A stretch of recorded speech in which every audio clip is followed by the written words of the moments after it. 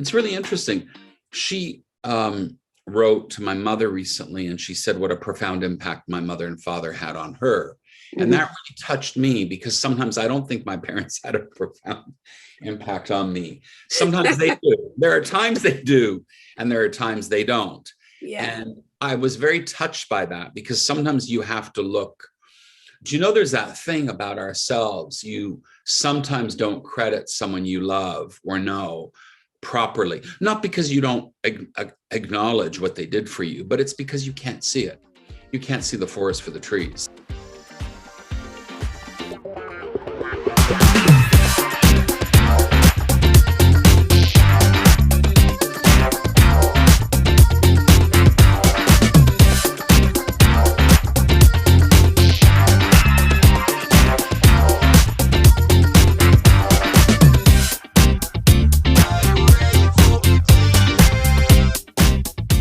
Welcome to the Can't Be Uncensored podcast. I am truly excited for you to join me this week with my guest, Donald Moet, as we sit down and talk about what it is like for him to have developed into the extraordinary example of being a designer and makeup artistry in the film and television industry, and how his life journey has made him the reflective, valuable artist that he is today.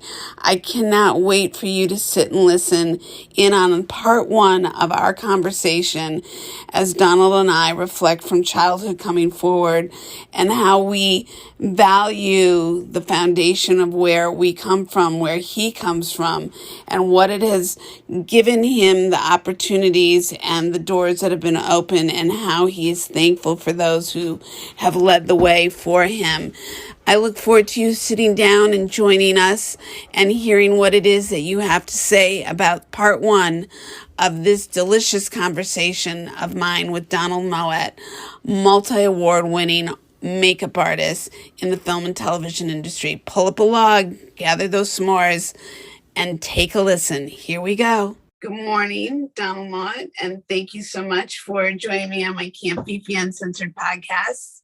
And I love the fact that we even have this time that's precious, because I know how busy of a human being you are. So I really thank you for taking the time, because I hope that we have just a really fun conversation and invigorates you for whatever else that you have ahead of you.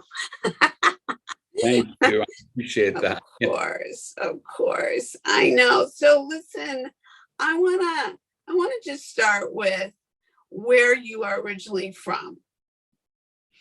Well, okay. So I was born. Well, it always seems so boring to start telling people, I was born in, but I guess No. There's a reason for it. A lot of people, people know I'm from Canada originally. A lot of people don't know a lot about me because I don't really tell people. Mm-hmm. And the reason I don't tell people is because nobody really is that interested. I mean, the truth is, I say this, I'm not saying this to you or your listeners, but I'm saying that in the work environment, people really aren't that interested in knowing that much about us. I find you're correct. Yeah, I find it's a way to and I learned that very early on. And I think people like Kenny Diaz, who I really admire as makeup artists, taught me that. It was more to I took people at face value. Oh, they're really interested in me. Well, actually, they're not. So I really don't evade, and I'm not trying to be evasive. But so when you ask me that, I'm like, wow, nobody ever asked me that. Like, what do your mother and father do? But I'm happy to say it. It's just no one ever really, it's like asking somebody how they are. So in a nutshell, I was born in Montreal, Quebec, Canada. And I grew up there, and I lived there until I was, 18, 19 years of age. Yeah. But my parents are not Canadian. My parents came from the United Kingdom. Mm-hmm. So I'm sort of Canadian, sort of, because I was born there. Mm-hmm. And this explains why people go, well, how come you're this? And how come you're that?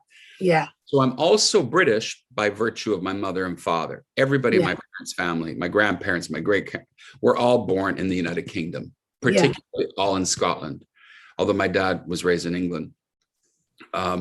And also all of my family came from the United Kingdom, and my brother and sister, except me and a brother, were born in Canada. And then when I came to the US, which I was very happy to do, and it wasn't easy. And that's another thing, because you're born in Canada doesn't mean you can come to the United States and vice versa.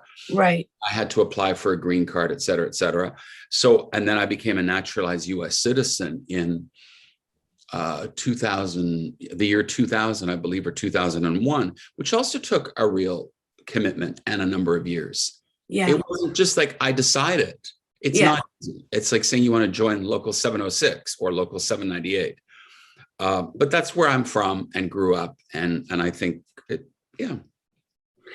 Well, first off, I personally, what in the future I would love to touch on is, because of all of that rich heritage between where you were born, where your family lineage is from, and becoming a naturalized citizen, the options and opportunities for you as an artist, and the ability to do some things possibly because of these reasons, because of these, whether they're passports that you do or don't have. It's not to, this is not a digging like research. This is truly about having a conversation of all the how people tick, because we don't have enough connection, we don't have enough conversations. And I completely agree with you regarding the environments we work in.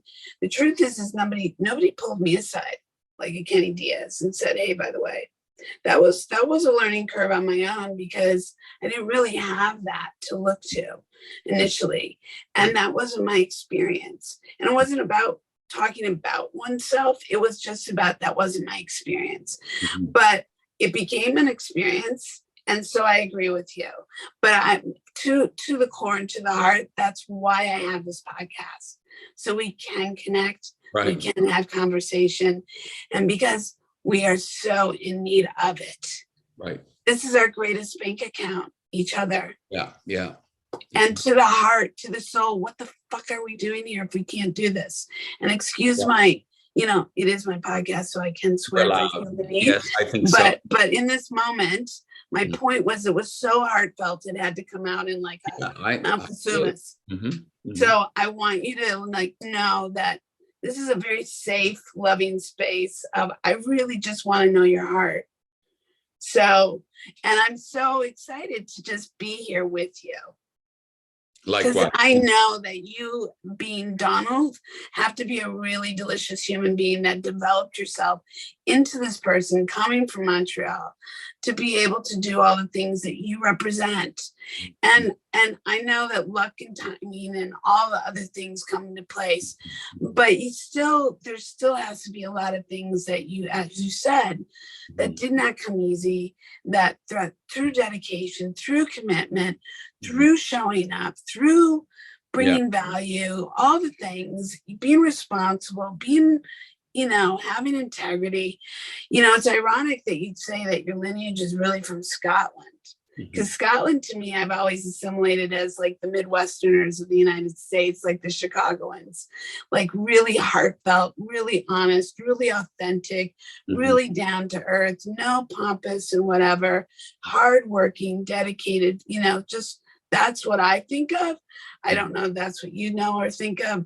And then Montreal, I remember as a little girl and just being like, this to me is like the European Canadian city, the star shining city. So I think you come from some really beautiful roots. And in that, I want to know, what or who were your initial influences, and what was little Donald thinking about, like 5 and 7 and 9 years old, like before you even hit double digits? What things around you and who around you was influencing you and getting you excited and wanting to see more of or do more of? Well, it's really funny as people delve into their childhoods, we only do that really as we get older. Of course, we know that, right? As we start to get much older and we look back, because for a long time you don't look at it. And I do think it is pivotal, and it's nostalgic as, we get older, we kind of look back and what molded us. I think coming from, I'm the youngest of four children, and but I also feel very much like the only child because there's a big separation and age gap. Uh, and I wouldn't say we're the closest family for a number of, not for any particular reason. It's not like my parents were always together. I'm one of the few, of my generation where almost every other person I knew were becoming children of divorce or byproducts of divorce. It was part of the vernacular. It was, as we know, children of the 70s, we grew up on Rhoda, Mary Tyler Moore, the Brady Bunch, the Waltons, but there was still, I was in one old world, right? Very much the Waltons. And upstairs, downstairs, which I watched. And then the world, which was divorced people. And a lot of kids at school didn't have somebody at home, a father usually. And so I always was aware that actually, I had this intact family, but my brothers and sister are older than me significantly. So even to this day, I do feel like I'm very separate from them, which I think sometimes makes me a little bit sad because I feel a little disconnect. Not so much with my sister, but with my brothers, I feel like I don't really know them. And that's not anyone's fault. Studies show the more space and age of children, the less likely they will be close, so there's that. My parents were, my parents were kind of cool. My mom, my parents were cool. My dad loved the movies like I do. My dad loved movies and kind of not show business, but I think I inherited a lot of my father's eye for things. Although he could garden and a beautiful aesthetic sense, I don't. But my father as a kid was very talented, play piano. He could tap dance. He could, he was musical. He was really, really clever. And so I think when I saw films with him, he made me try to understand films. He taught literature. At high school level, grade 11 level, but he was intelligent and very bright and educated. So he taught me how to understand things better in a more analytical way. So my love for film very much came from, I think, my dad. We'd watch TV or even Masterpiece Theater. So I'm a bit nerdy kid, slightly bookish, but not bright, not mathematical, not scientific. So that was me. And I was eccentric, slightly dramatic, over the top kid that hated sports. And coming from Montreal, if you can't skate, you're fucked. Excuse my French. No, you're good. And Montreal is also, I want to say, is not that evolved. I just do want to say for the record, sure, I think it was as evolved as people think. And it's not as European as people think. It's still a North American city. And I think it also has it has something around it. In some ways, it wasn't until I went to Toronto. There's a big love-hate relationship between Montreal and Toronto. But I have to say, when I went to Toronto when I was 20 or 21 years old, I actually felt Toronto was more a world-class city. Oh, it is. At that time, because I agree with you. At that time, though, Montreal was sort of more hip, but actually Montreal was very provincial in a way. Well, I was going to say, it was, to me, I was literally going to say that Montreal's provincial. Toronto was very forward, skyscraper, like the much more, whereas Montreal had that old European kind of flavor to it. And that was the difference. I concur with you, though. I agree. But it was, that was part of my background, but we had very good friends. I guess my mom and dad were a little bit bohemian. My dad liked art and abstract art and painting, and, kids came over, and our house was modest, but it was cool. And my dad had sort of cool paintings, and people, we didn't look like everybody else. My mom was quite chic and wore interesting clothes. And I think, they were quite cool. When I look back at photographs, go, God, we were kind of cool. We all had long hair at that period, which everyone did, but we really did. My dad had the sideburns and the long hair. Sure. My mom wore the kind of white pink lipstick. We're talking 1968, 69. Yeah, with really the little frost. Oh yeah, she wore great clothes. I saw a picture of myself recently in kindergarten, going to see Santa Claus at some downtown Montreal department store. My mom looked super chic, hot. And there I was with this ridiculous hair. You couldn't tell if I was a boy or a girl, with this long hair, super skinny, and a turtleneck, looking very 1970. Yeah. So I think we were quite cool. We weren't, uptight. We didn't, we were not conservative family at all. But we still, I think that helped me a lot to try to be open. And yet, I think also growing up in Montreal, I was also very aware that we were still quite British colonial, English-speaking Anglophone people in Montreal at a time where the city and the country was changing, really changing. Yeah. Quebec had the Cultural Revolution. French-speaking people in Quebec had abandoned their church, the Roman Catholic Church. I grew up in a more Protestant and Jewish environment. I went to a very Jewish school. I was born in a Jewish hospital. I mean, so Montreal was also very Jewish. If you were English-speaking in Montreal, you were Protestant, meaning no religion really, or you were Jewish and secular. Yeah. And that's how I grew up. Yeah. So you had when you were secular, were you, like in your own areas as well, or were you integrated? We were quite integrated, but my school, the kids, everybody who went to my school was basically everything but Roman Catholic. Yeah. Laws at that time, which haven't differed that much in most places. But where I went to school, kids were Jewish, they were Syrian Orthodox, they were Russian Orthodox, Greek Orthodox, because Canada was a nation at that time, like the US, of immigrants. And so the kids were I had kids in my class from Egypt, from all over the place. Yeah. And kids who were born and raised in Canada, but most of their parents or grandparents were not. Yeah. You can safely say. Yeah.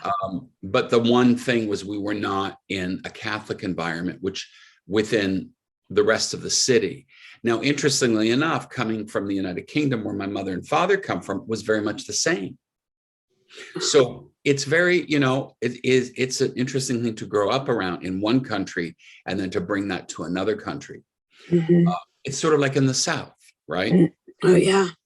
Anyway, but I felt like I had, interesting upbringing with, going to movies. And then we had like a, $1, $2 Cinema 5, not far away. My dad and I used to go, and I saw movies I probably shouldn't have seen, like Fellini's Amarcord and Casanova and Satyricon. And I ended up seeing Dolce Vita and all kinds of these amazing films.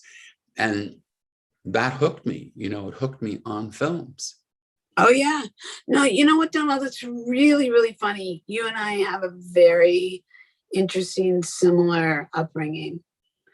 Because I was third generation fashion. My mother was a knockout. My father dressed women for a living.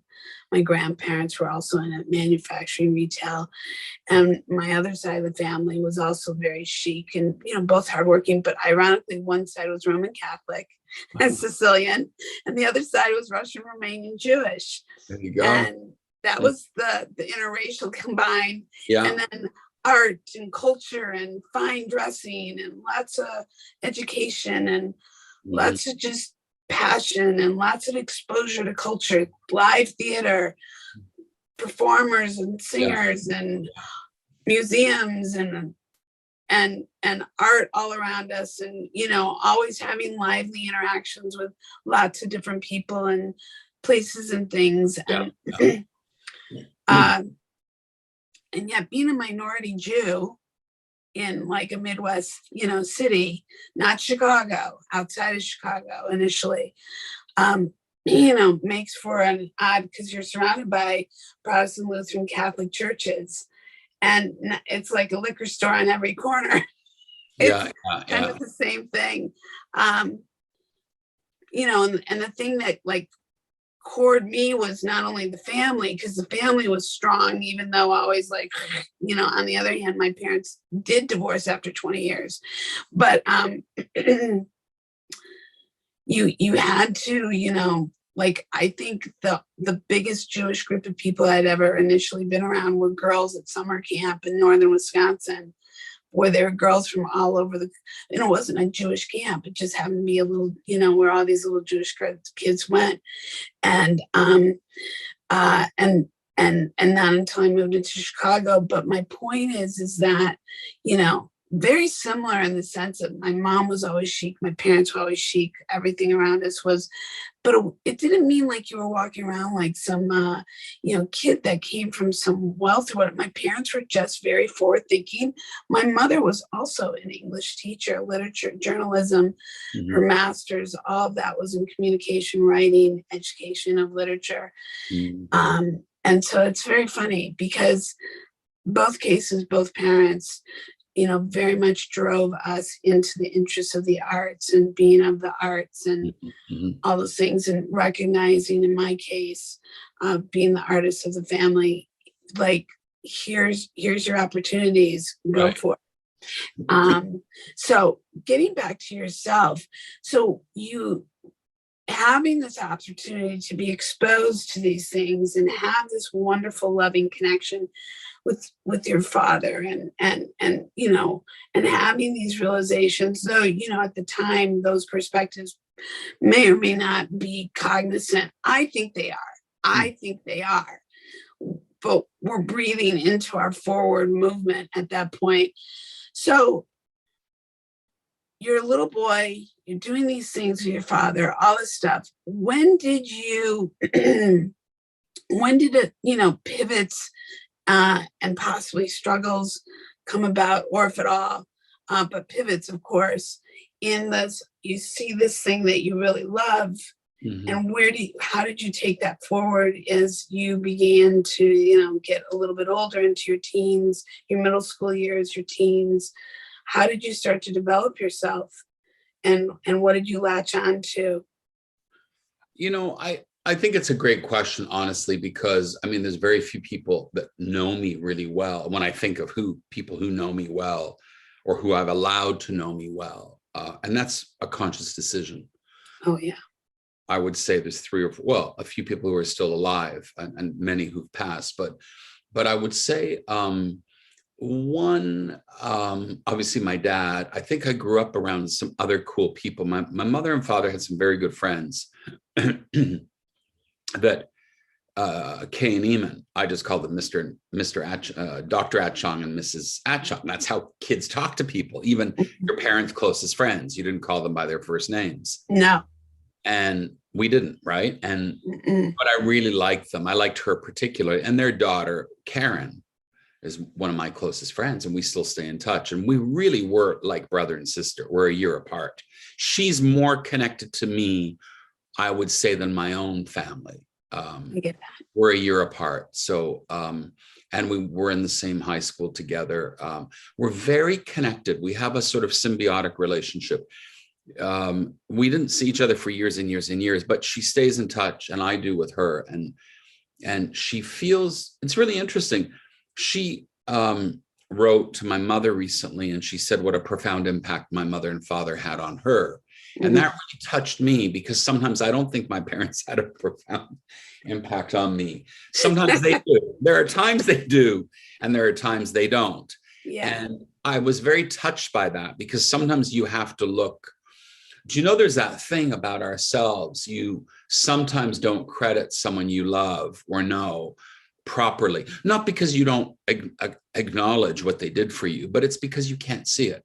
You can't see the forest for the trees. And by Karen, who calls herself Deanne, by her saying that, your mother and father, Tom and Flo, and she wrote the card, Mrs. Mowat, and that was really touched me as well, because we're now much older, and she's still writing, Dear Mrs. Mowat. Yeah. I found it very touching. And my mother was very touched by getting this card from her. And she said they had a very profound positive impact on her growing up. And I was like, really? Like this? Really? And I was so shocked. And I told my sister that, because my brothers and sister really probably wouldn't have said that in their own recollection of my mother and father. Not to be not nice about my mother and father, but we all have our own experience. So that was a very affirming thing to me about my parents. And then I guess the next thing would be, I was also alone a lot of the time. And I spent a lot of time with my friend Karen. And I also imagined things. I made up a lot of things. I played by myself a lot. I read a lot of my father's books. I fantasized a lot of scenarios. I made up a lot of stories in my head. Mm-hmm. And I don't know if I was a sad kid. I don't think I was a depressed kid. Mm-hmm. I was with my dog a lot, or my cat, but I was often like a latchkey kid. I was Well, very, I was literally going to ask you that.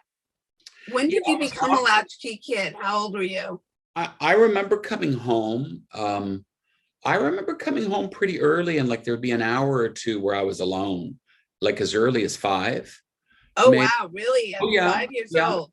But that's what people did. Well, I did it at 8. So we're a couple of years apart. So that would perfectly make sense. Literally the first long. It might have been until someone else was coming home from school, and it Yeah. wasn't every day. But there were a couple of occasions, and I always remember my mother leaving like a Kit Kat or something. It also, I think, created a very dangerous relationship with food for me. Oh my God, Donald, seriously, we are speaking such a similar story. It's ridiculous. But, there was that, especially sweet things, because that would keep a kid occupied for, I'm not saying I was left for long, but it was enough time, like it was time that maybe a brother or somebody was coming home from school. And then I went to after school things where they pin stuff on you to take you somewhere. I remember that. I remember being put in a cab to be taken home, or my mother might be working. So I was being taken to Karen's parents, and I had a little pinned on like Paddington Bear. I remember pulling it off. I remember being in a taxi pulling it off because I was a bit like, what the fuck? Yeah. And I pulled it off and I got taken home because I didn't want to get sent somewhere. I was a little fed up. Yeah. And I don't know if it was a subconscious thing, but I remember the school got in trouble from my mother. Like, why did you send him? He was supposed to go to someone else's. Yeah. And so that was an age of, I can only imagine, of women working, and mothers and parents trying to make everything work and ends meet. I mean, my mother worked, not full-time, but my mother worked a lot. And without her working, we wouldn't have had a lot of the extra things we had. Not to say we lived big, because we certainly did not. We were not the Rockefellers, but, we had our own house, a very modest, small house. But we didn't go to private school. We didn't have all these things, but we did have little, we had nice clothes and we went to dinner and stuff. So that's my mother. She was a registered nurse, and a very good one. But without her working those extra shifts, there was nobody going to horseback riding camp. There was nobody getting a trip somewhere. There was no one getting after school anything. Yeah. So that was how it was. Yeah. And sadly today that doesn't exist. You cannot, as a registered nurse or a teacher or any of those real jobs that require real dedication and education, be able to barely survive. Correct. So I guess I might have been angry, but I remember pulling the thing off, and then there was some trouble. Yeah, but that was, I think, my early years being alone. I think I imagined a lot of scenarios, and I directed and wrote little plays on my own. I'd be in my room, and even at 8, 9, 10, I'd be alone after school quite a lot. Mm-hmm. Then I went swimming. Mm-hmm. I used to go swimming to the Y. So it was always, what do we do with Donald? Because the others were older than me, you see? Mm-hmm. So they were all in, how kids have stuff to do. Yeah. So they started sending me to swimming. At lunchtime, my mother sent me to a next door neighbor who had a small kid. So I'd go there for lunch and watch the Flintstones and have lunch with her. She was very nice. I went there every day. And then in the summer, I started going to day camp at the mm-hmm. Y. I hated it. I was upset because everybody wanted to do what they wanted to do, but there was theater, there was arts and crafts, and I could be as exuberant and as flamboyant as I wanted to be, and we dressed up, and it was kind of a good environment for me. So they sort of did me a favor. Yeah. Yeah. So I really do have so much relatedness to so many things. I think we were raised in an era where, between, Vietnam Wars, and civil rights and women's rights and movements and human rights and interracial rights and all things that were happening in the US, I imagine was bleeding into Canada. And, I know we were sending our boys to Vietnam War, or we're sending them to Canada to get out of the war. Women were all coming, especially in Northern, America, were having this ability to work for the first time. Not because they didn't and hadn't worked throughout history of mankind, but we know what I mean. I don't know what the laws were up in Canada at that point, but you're right. Having had, I remember my parents had an agreement that they weren't, my mom wasn't going to work, even though she had her degree to be able to teach and certifications. She really wanted to be a stay-at-home mom. That was their agreement. And when my father came home and said, I need you to go to work, she was upset.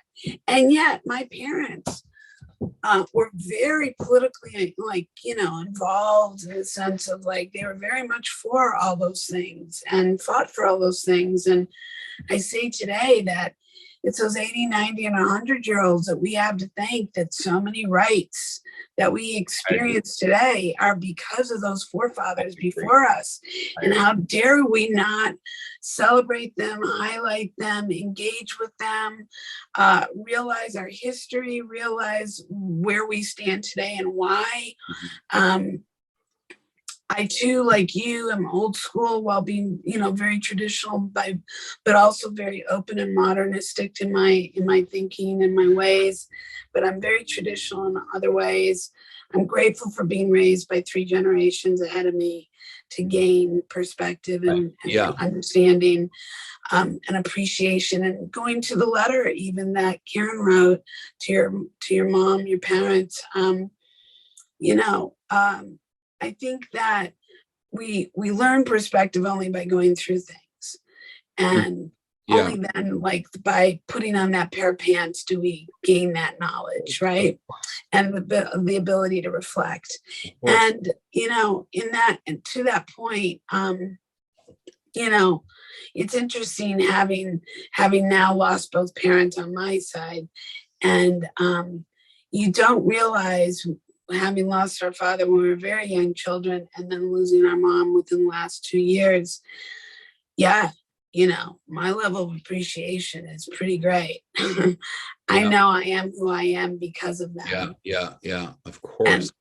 And like you said at the very beginning of our conversation, Donald, in the environments we work in, people don't want to hear who we are. And here's the irony to all of that. And this has been part of and this conversation in this podcast is about a give and a take, because it all came about because people always said, oh, Felicia, you should write books about all your life experiences. So I'd rather bring on guests and share your life experience with my life experience and have a conversation. So that's why we do this. It's not just all interview, it's a share. So the reason why I'm sharing that is to say that, it is interesting to hear your upbringing, your story, how, honestly, you and I have never worked together. We've never spent time in the same, really in the same room together. We really connected, I feel, unless I have some poor memory, really over the last 2 years through social media and through Benjamin Robin, our dear friend. But to hear your story, it's like, did we come from the same family? Were we cut from a similar cloth? Because it's really heartwarming. I did become a latchkey kid at 8 when my mom did go back to school to teach. And I was in third grade. I was in second grade at 7. Because I know it happened right after we moved to a new home. And I remember, I didn't have the Kit Kat left out, but my brother had just been bar mitzvahed, and there was leftover desserts in the freezer. And Felicia went right for that freezer every day, and then sat down in front of the television and watched Sesame Street, because it was the first year it launched. So that was my babysitter. That was my course. That was my scene. And there's just so many other things that I can relate to regarding what, so it validated what I'm sharing with you is it's validating your experience was like, oh, I get it. I completely. And there's witnesses, get it. that I guess that experience, that what's that expression, but witness to other people's sort of experience of a group of people, a witness to your generation, a witness to a common, we're also, I guess we were all sugar junkies because we were all addicted to sugar because we had the sugar cereals. I just saw it recently where I saw somebody putting sugar on cornflakes. Yeah. And that's something we did. In sugar, and you see it I was so shocked by it, but I went, wait a second, but we did stuff like that. We ate Shreddies. And so I think we have a thing about sugar and certain types of addictions that people share. And like you said, Sesame Street, watching television after school, we really didn't have babysitters. Mm-mm. We babysat ourselves. Mm-hmm. And some kids were good. I was pretty good. I knew like to come home and I had a couple hours to kill usually before somebody came in. And I didn't turn the house upside down, but I came home and I did what homework or whatever. But it is kind of sad in a way, but it also taught me to be highly independent. Correct. And to this day, I mean, when I'm on location, which I'm a lot, for 4 and 5 months, whether it doesn't matter what country I'm in on a film, I've learned to be okay. I don't love it anymore, but for many, many, many years, 30 years, I've been away on location. And I think a lot of that is because at age 7 or 8, I was by myself quite often. It formulated you. It prepared you foundationally to be a thriver in your environment. I completely believe this about myself in the film industry. I believe this, to a point. I definitely believe it in the sense of how I operate on location or how I operate on a film set because of the foundation, the childhood that I came from. I don't observe that of everybody that we work side by side with as peers. Mm-hmm. I don't look to not say anything positive. I just say that some of us, I think, were prepared better than others. And I think that is a true statement, what you said. Mm-hmm. Yeah. That's how I feel. Yeah. Yeah. Well, I don't disagree. Well, and then so going on from like in high school, were you involved with theater or anything of that nature? So, things were, for me, I think got a little complicated. I think,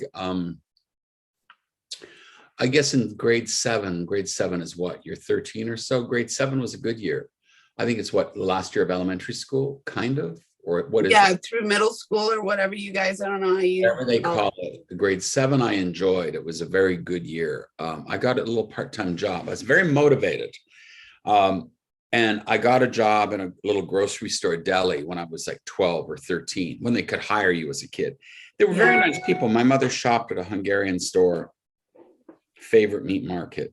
Everybody shopped there. It was a nice store, very good. And they had like deliveries, and it was a deli. They were a Hungarian Jewish family. It was good. It was next to the American drugstore. It was in the neighborhood I grew up in. So again, it was a lot of immigrant people in Montreal who spoke English and some French and whatever else they spoke. Mm-hmm. So I got a job in there because I wanted to go to Europe and visit family and then go here and go there. I had lots of ideas. I was very motivated.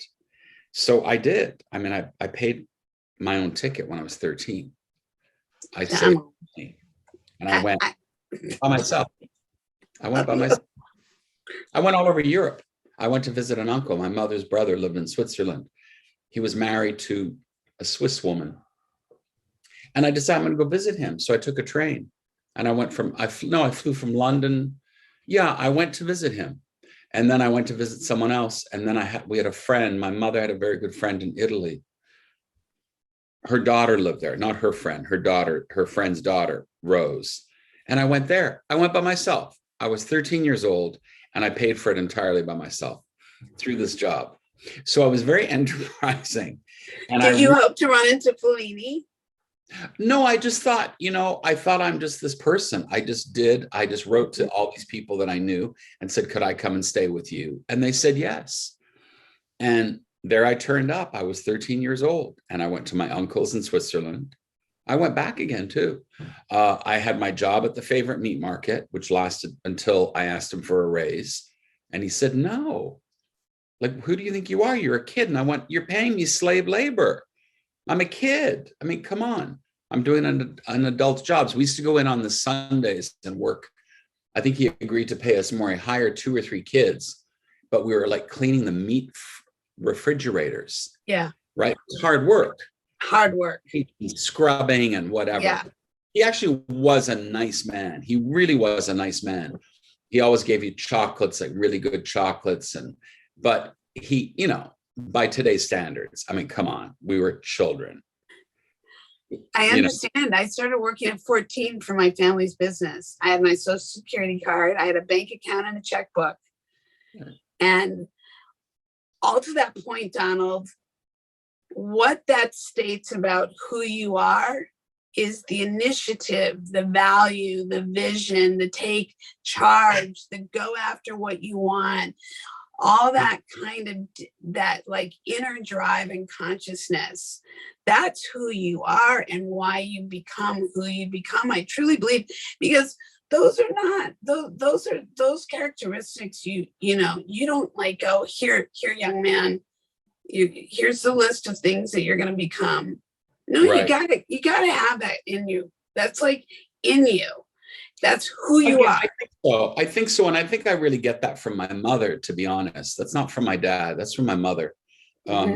She's very go-getting. Yeah. And I think she was, I think so. Shrewd. I'm not going to say shrewd, but I think she was, I think hardworking, but also set her mind on something.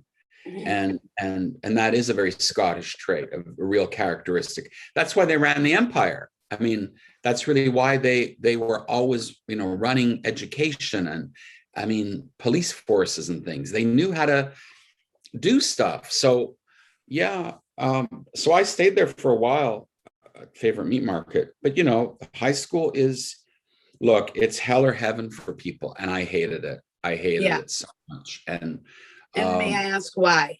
I was, bullied. I started to get bullied a lot. Not grade 7. I started to get really picked on not even grade 8. I really lost interest. I wasn't, for a lot of reasons. I mean, I wasn't into the whole high school scene. Yeah. I wasn't really motivated. I didn't like being around kids my age. I didn't relate well to them. I was already doing other things. Yeah. You were past that point. You needed to be like in a group age, like like in college and above. Maybe that was it. I just felt everybody, I don't know. I felt that my family a little bit too with my brothers. I just suddenly felt like, and I think it does become apparent, and I don't know if it becomes you sort of, and I've heard other people talk about that when they feel a little bit of an outsider, but I felt different. I suddenly thought, this is apparent. There's something different about me, but also I couldn't relate to people. And my appearance, I think, was different. I think people, started saying gay. I think I was getting picked on. That really became apparent by 9th grade. By 9th, I was really getting like, that was the homophobia and the overt homophobia, particularly in the school. I mean, not just from kids, but the fact that people were allowed to be like that. And I know it still goes on. I don't care what anyone says. The fact that people were allowed to behave that way is criminal. The fact that kids were able to talk that way and be horrible like that, I just think is shocking. And there's some people out there who owe me an apology, that's for sure. But whatever, you know what? It was very difficult because I remember thinking, well, they're just stupid. I started to really think everyone was just stupid around me. And I made friends that were older and I thought more, mostly girls. It's that thing when you're like in grade 8 and 9, like it's a stupid thing to say, and I'll get in trouble for this. Like straight boys don't dance. You know it's true. Mm. They don't. Not back then. Gay Right. kids. Right. But now it's very different. But at the time, they didn't. So you became very obvious. It was very obvious who might be gay, who wasn't, who got picked on. I knew there were other gay people. It wasn't a seat, but they weren't out. That's for sure. And I wasn't going to be this person. But I remember thinking, you people are stupid. That was my reaction. I was a bit arrogant about it. I think your sense of reasoning for that was because they weren't open-minded, is how I interpret that, or bigger thinkers. Yeah, I didn't know why anybody cared. And that's why I always think when people think, coming from Canada or Montreal, it wasn't so great. It really wasn't. I don't think it's so great anywhere. I always say to people, I don't think people realize that it has changed. I get it, but it's still not where it needs to be. It's still not, I will get in so much trouble, but I am going to say this. It is still one thing people still get away with that you cannot with other things in terms of race or ethnicity or religion.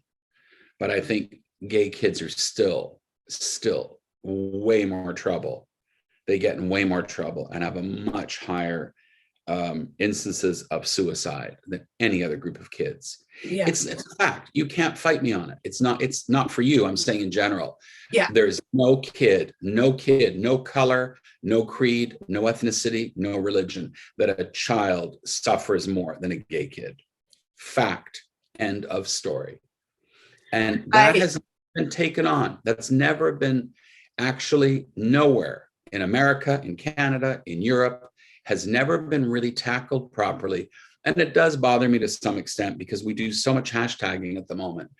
But it is one area that people really, we don't do anything or hardly anything, and it's still tolerated. It is still tolerated. It's heartbreaking. And on two other podcasts I have, parents of a child who just came out as a transgender during the pandemic, and had conversations with them. And we were talking about, the mental health to the community, and the gay community and trans community, and all the things. And my mom, I'm certainly not unaware of it, and it definitely always makes me want to have more public conversations and drive those conversations and have them for the reasons that I do think people need to hear just what you said. I think people do need to be brought to the awareness. I think people do need to go, oh God, I never really thought about that. Well, hopefully maybe now you will. And see how you can be of a positive force of nature on somebody's life versus a negative force of nature on somebody's life. When that was happening, Donald, when were you aware that you were gay? How old do you think you were? Well, I don't really know. It's certainly not something, it's not something I talk about for a lot of reasons. I only brought this up because, we're talking about being young and evolved. You don't need to answer that. And it's not, I have no issue with it. It's not something anyone's ever asked me about because people don't care. I only brought it up because in the recent years, in our business, I've had to listen to so much synthetic indignation. Yeah. I really believe it's synthetic indignation from all the award shows and our unions and diversity and the equality committee and this committee and that committee, but nobody's ever asked me. And so that's why I bring it up. I don't know. I can't really put it down. I think one time at an academy meeting, one day I finally said something about LGBTQ+. It's not something I've ever said. It's part of my life. It's not who I am. It's part of me, obviously, but people who know me, Donald Mowat, I don't talk about it. it's not part of my day to day. I don't Yeah. stand on a platform. I'm not on a soapbox, but it does have to come out from me now, because I think I've stood by for so long, kind of everybody's out there with this thing that I don't really believe is honest and transparent. And then once in a while I go, guys, I think you're missing, there's more to it. There's more to this. And I had some obstacles too. I think you're forgetting. Everyone has a story. Everybody. That's right. And we're forgetting a lot of people here. So whether it's ageist or sexist or racist or homophobe or this or transphobic or anti-Semitic or anti this, just come on. And for me, I never lived that way. I got on with my work. Probably it made me better. Probably the adversity, the same way people who felt anti-Semitism made a lot of people who are Jewish excel. Maybe it made me excel at what I did, because I was living in a city where I thought a lot of people, including some family members, I thought were really stupid. I thought, you're missing this. But I know the people of literature and arts and cinema who are like me, and they're brilliant, and maybe I am too. So fuck off. Do you know what I mean? I thought my family were ridiculous. And it took years to kind of embrace that. So I'm saying that the only reason I bring this up is so that anybody listening who is a person at risk, they go, listen to him, because there are places, there are people to help, because there are people who are at risk. And we don't want anybody in a position of risk, because people at school don't always help. Kids taunt. It's horrible. But being taunted because you may be gay, maybe you're not, maybe you don't know. Maybe you're just a kid who's just a little bit different. It's a horrible, horrible thing.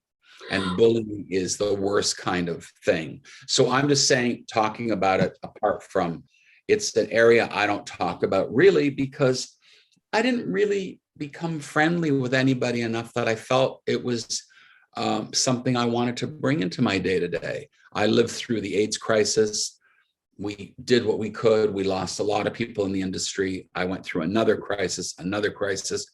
Our industry was very good at that time, but we lost a big part of it. And then I felt everything became synthetic after that. So that's the only reason. But as far as, being a gay teenager or unsure or whatever you want to call it, it's a very difficult time to be a teenager. Well, and my reason for that original question, when you were sharing about the bullying part, I want you to understand my perspective, and what I was really meaning by this was, to that point, here you're being bullied about something that, whether you did or you didn't know, or you identified or you didn't identify, you're right.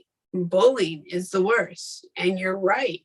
Children to one another can be the worst and can be very debilitating and can be very pivotal in one's trajectory, consciously or unconsciously, no matter how much you got going on the ball. And like you, I was that kid. I had things happen that, sent me to the therapist's office, not by my asking, but because of manipulative people and their behaviors of lies and deceit, but making you the culprit of something you had nothing to do with. And people just are this way. And we deal with that on a daily basis in life. And what we don't realize is what we learn on the playgrounds or in our little schools or whatever, those environments are preparing you for a bigger world of that game. That's right. That's right. But the good news, I think, from that was every once in a while, something shatters that, something changes that, where you get a job and people didn't care. Right. And you went to do something, or I got a job in a store, or I got, went to theater and said, oh, hi, I heard you might be looking for people who can do some makeup. And I had no training, but I met people who were really helpful and wonderful people. And I always try to remember them, because we have to pay it forward, and always remember who helped you. And, you have those sort of guidelines in life of what makes you a great person, from what makes you a great man, what makes you a great person. And to remember, like, those key people who helped you, and you have Right. them, and I Right. have. But I remember going to this place. She was called Beryl. Oh, don't forget her name, Donald. Beryl Lowe, Lowe. She was from England. She studied at the Royal Albert Hall. She studied acting, I believe. Beryl Lowe, and she worked at the YMCA. I don't know if she had a real job. I think she was some kind of a teacher at the Y. And I met her. She worked for the Saint Laurent Operatic Society. She was kind of one of those women, highly theatrical darling. You know, she was a big woman. She was very English. She was probably someone who just didn't quite, that's what you had in Canada. A lot of people didn't quite succeed in the UK. Yeah. Get a lot of that. Yeah. No offense to anybody, but you had a Yeah. lot of people who had been trained in the UK, actors, designers, all kinds of people. Canada was the next best place, right? Yeah. The same people. We had the same head of state. The Yeah. Queen was on the money. Yeah. And Beryl was there, and Beryl helped me because I went in and I had my Richard Corson's book, and I was really interested. And she said, no, you do this, this, and this. And she said, come along and you'll do some makeups. And that's what I did. And Beryl didn't care. Beryl was like, do you like boys? Do you like girls? I went, I don't know. She goes, I don't know either. Yeah. Beryl, she was this old lady. Well, she probably wasn't an old lady. To me, she was old. I would have been 19 or 18. I was still in high school. And then I was working for all kinds of theater. And I went from one to the other. And then I was getting jobs and people were paying me to do their makeup. And I was still in school. I was really like entrepreneur. I met Ben Robbins shortly after that period. So I was working for like 4 different theater companies, building a book, getting this, applied to college. We called it CEGEP back then. Applied into fine arts, which was crazy, but I did. But then the photography department said, get that guy Moet to come and do the makeup for the portfolios, because the girls have to look perfect and they have to look natural. And that's what was my calling card, because I could do makeup. I could make the girls look good without looking done, because in that period, if you recall, 1980, whatever, I think 80, 81, 82, 83, makeup was still quite heavy. Oh, yeah. Now, right? I wasn't in my career at that point. I was still in the university level. I was just starting the university, but no, I know what you're talking about. And that really put me in a great spot. You're coming out of that late 70s era, that very, lots of striking angulars. Yeah. And Beryl helped me, and that was, Beryl and different people. Children's Creations, which was a French-English stage company in Montreal. So I did costumes and makeup, got my name in programs, ended up doing some TV specials. Like, it was a thing. And it was a thing. Nobody cared. And suddenly a lot of people were around that were kind of gay. And suddenly I found my people, and not just my people, but show people, movie people. I met people who didn't give a flying fig. And we spoke English, we spoke French. They were everything under the rainbow. And that's when everything in my life really started. And just started to click, and like you found your puzzle. I'd say 18. I went to England for a year. It all made complete sense, and met people, met Ben Robin, got on a movie there when I came back. That's what happens. And you always have to remember those moments and those people.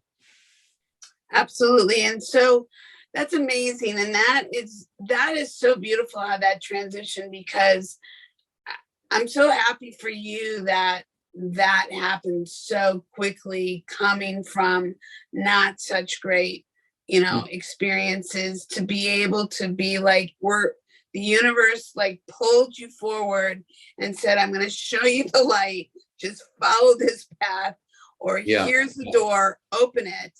And here's the treasure on the other side.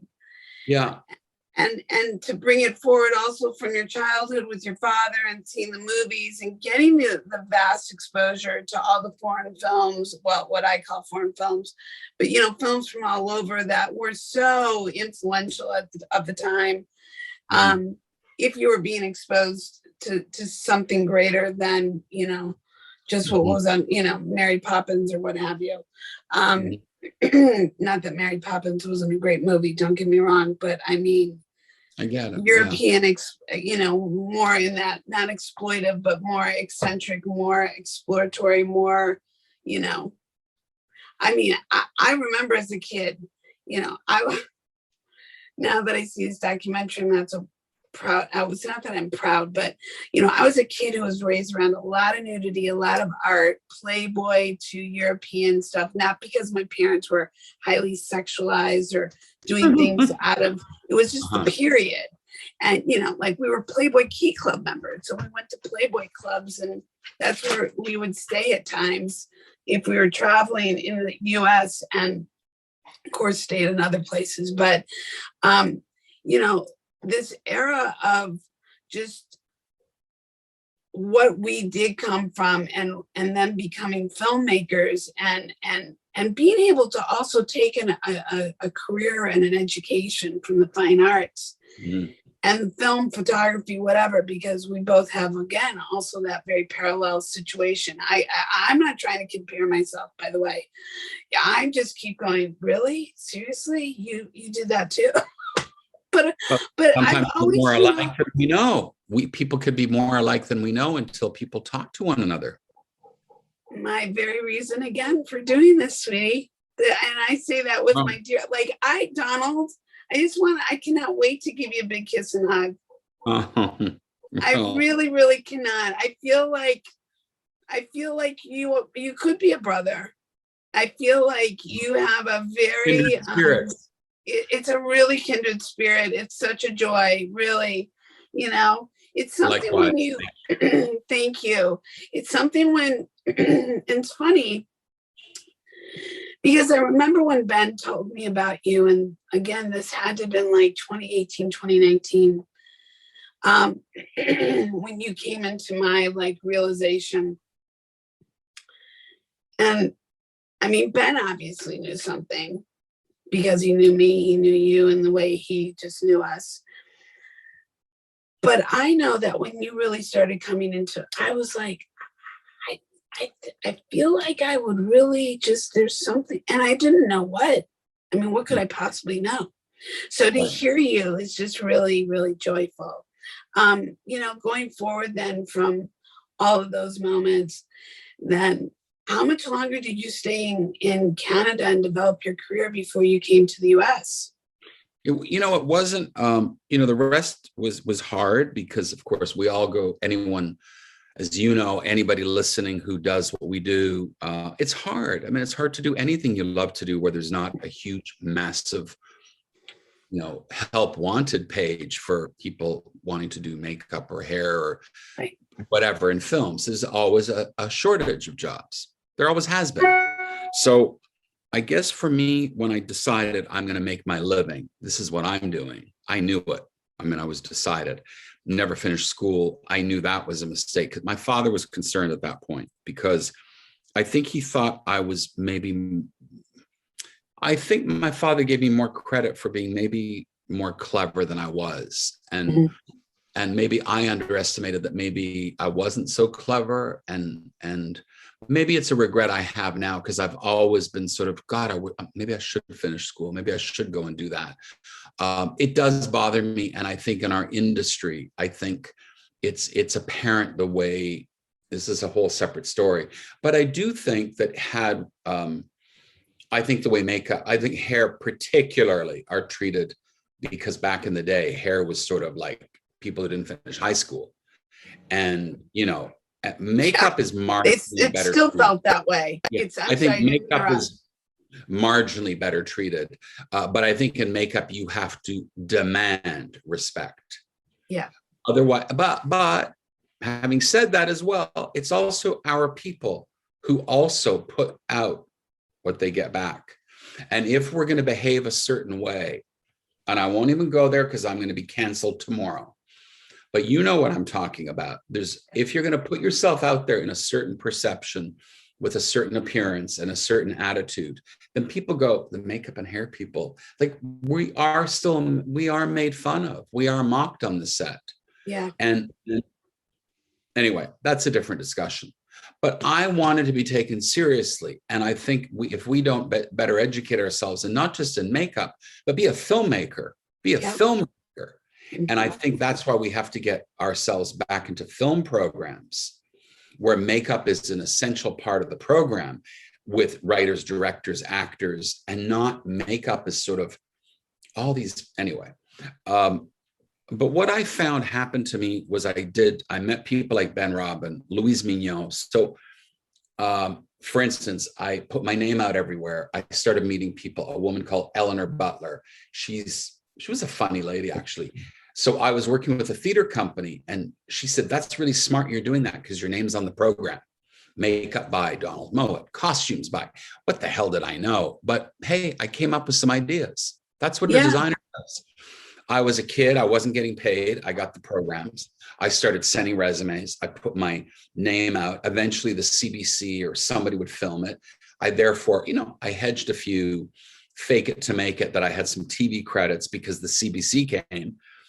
I put my name out there, got on a permit list at the union. It was called the SNC. I became a member. They let me become a member with a little star next to my name, Junior or whatever. And then a woman called me saying, hey, do you want to come? We need an extra makeup artist for background on a movie called Meatballs 3. I was 19 years old. It was for the summer. She drove me there. I was okay. I did it okay. She said, you're good. I had tenacity. They all got tired. I had to go back to base to sleep. We did like 18-hour days, 17-hour days. I was good to go. Then I got a job with Marie-Angèle Potat. She was from France. She was married to a wonderful DP who's now sadly passed on. I went out. It was doing period extras, 40s, 50s, 60s, 70s on Ted Kotcheff's Joshua Then and Now, which is like right after the apprenticeship of Duddy Kravitz, which is the total Montreal Jewish experience. And it incorporates everything about Montreal: French, English, Jewish, non-Jewish. So I worked on the film, and then I went to Toronto, and a guy met me at the ACFC called Donato. So I'm sorry, I'm going to bore you with this. No, you're not boring me. I like to remember people who hooked people up and made opportunities. I met a man called Donato Baldassara, who was the business agent for that union, which was the best union I ever belonged to, by the way, the ACFC. They no longer exist, sadly. He said, you should meet a woman called Shauna Jabor. She was David Cronenberg's makeup artist on all his films. Very good makeup artist. Because you have and I had worked with an actress called Leslie Hope, who'd come to LA. Loved the makeup. He said, it's soft makeup. And she met me. I couldn't phone her. He said, no. I said, can I have her number? He goes, oh, you don't phone somebody you don't know. You write to them. And I did. And she said, meet me at the ACFC office. I'm going to test people to do background for Anne of Green Gables, which was going to be throughout the world. She tested maybe 10 people. She said, you just need to bring like 5 products. I knew what it was. I knew painting. I knew art history. I knew what they looked like. This is Victorian. These are little girls and young women. I knew the makeup. I knew the foundations. I brought 4 or 5 products. I went. There were all these other makeup artists. They weren't all very nice. I'm going to say that. There I was, and I did the makeup. And she said, that's really nice. That's really beautiful. I want a little less of this, a bit more, la, la, la. I did the blush in the right place. She said, that's really nice. That's period. And is that for the dance or for the way they look on the farm? I said, no, that's for the dance. For the farm, they have nothing. And she hired me.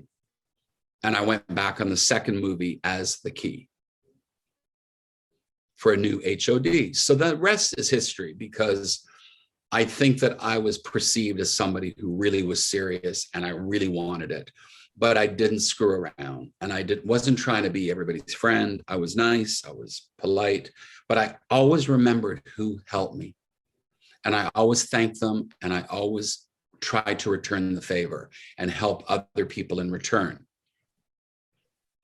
Now, what leaves me sad in my heart as I look back 35 years later, I don't feel it gets returned. And that's been a very hard thing for me. And it's left me a little bit like the Grinch, because it's something hard in me in the past few years. I know we've all been through it, but I don't know when that happened either. But I've found myself very bitter recently, looking back, going, I really want to remember Shauna. I hope she's alive. Donato, I know he is. Louise, all those people who helped me. Ivan Lynch, who died of AIDS, one of the first people. He helped me get my first HOD job on Captain Power and the Soldiers of the Future in 1988, which I got nominated for a daytime Emmy. Yeah. I never would have got that job without him. I joined the TV Academy. He came to LA with me. He got so drunk, we lost him in West Hollywood somewhere. Oh my God. And he died in, 10 years later, very sad, very terrible death. And all those people helped me realize what I wanted to do, but they recognized I was good and I was to be trusted and loyal. And I really wished I'd had the same back. Yeah. And it really hurts me, I think, to be almost 60 now, and that I don't think I was treated equally by my peers. Yeah. I know. It saddens me for you, and it validates my experience. Yeah. And to be people who have been so dedicated, so determined, not stabbing anybody in the back to get to where you're going, to do it with integrity, to do it and bring value, to do it with sense of character, to do it with a sense of pride, to do it as a filmmaker, not as I want to be a makeup artist. No, to do it as a filmmaker and tell story through the makeup, and to really know your craft in a way that this is not a competition of what I know versus what you know, by the way. This is who you as an artist with your signature hand can add to the value of that storytelling piece, collaboratively speaking. I don't expect your hand and my hand to be the same. Well, we're all different, and the work is different, and we all do something. I mean, I'm not going to get called for Lord of the Rings, do furry feet and pointy ears. That's not what I do. There are amazing people who do that. I mean, there are people who do glitter and, do that. But we all do what we do differently, the same. Some are similar. Some people are neutral. Some people want to be HOD. Some want to be a key. Some want to be a daily. The one thing, it's funny now that you say that, the one thing I really try to instill when I go and teach, which is rare, but when I do, I like everyone, no matter what they're doing, if you're doing what you love and you're getting paid. I mean, doing what you love to do and not getting paid, that sucks, but you got to do it when you're starting, right? Theater, student films, whatever. But the idea to get paid to do what you love to do is fantastic, because most of the world don't. Most of the world jobs, if you really ask and get the truth, hate what they do. Right. Look around, get on a bus, ask the mailman, pick up the phone, ask people what they think of their jobs, see what they say. But we love, most of us, I love what I do. I know you do. I love what I do. But to get paid and paid well for what I love, it's really important. I just wish we would instill people who do what they do, whether they're doing makeup at Bloomingdale's or Macy's or Harrods, make them feel good about doing it, and make people who do a soap opera or a talk show feel good about what they do, or who 100%. Do a movie. Because I think that the business became so star driven and celebrity driven. A lot of Instagram kind of ruined stuff too. But I don't know. And then the celebrity, the red carpet people all want to be doing movies and take credit for our work, which they didn't do. I just read someone who says they worked on Dune, but didn't. They didn't. They might be friends with an actor and they might have helped them with something a year before the movie, but they did not work on the movie. It's insulting to me and my crew. But Agreed. Why can't we start calling people on this? And I'd love to see our union, not just our union here in LA, but New York and Toronto, start really, let's start really putting some rules down about what's a credit, what isn't, and honoring people who put the work and the effort in.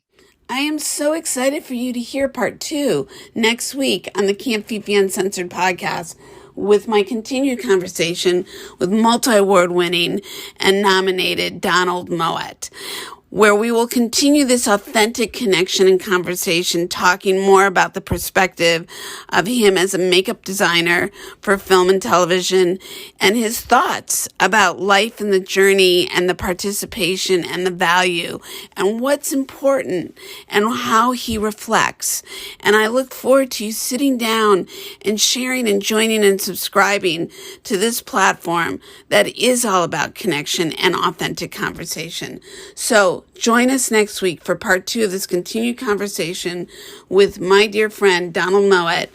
I look forward to sharing, joining, and subscribing, because this is where the spirit is young, the soul is wise, and the life stories are vast, and where we talk about everything from soup to nuts, or what I like to say, from cannolis to egg in the holes, and don't forget the s'mores. So continue to share this platform, because this is where real connection and conversation takes place. Thank you for joining. Look forward to you joining next week. Bye for now.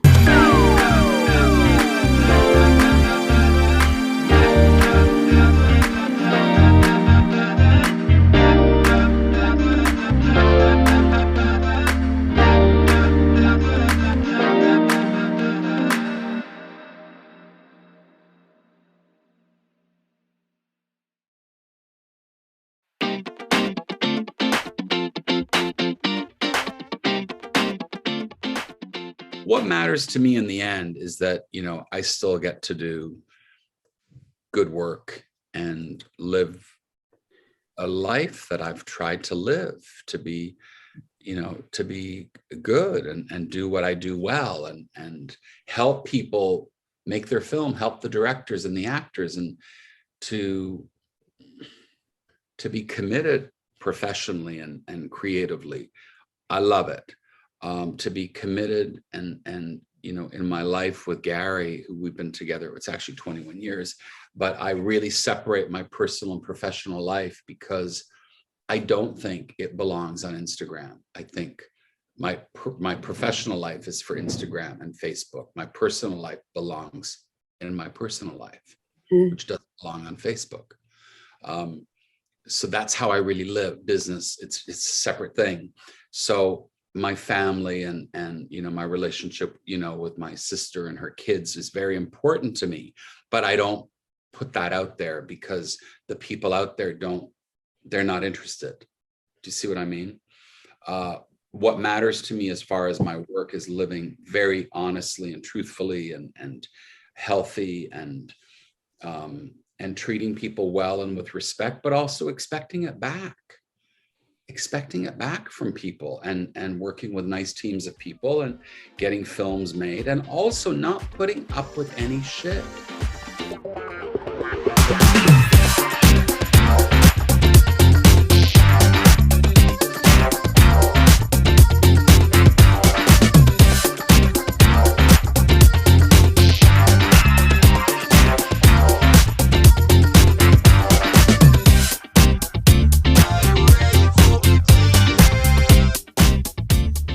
Welcome to the Camp Fifi Uncensored podcast and my part 2 conversation with my guest, Donald Mowat, multi-nominated and award-winning makeup artist in the entertainment industry, Donald's conversation of reflection, his insight, his authenticity is really something to embrace.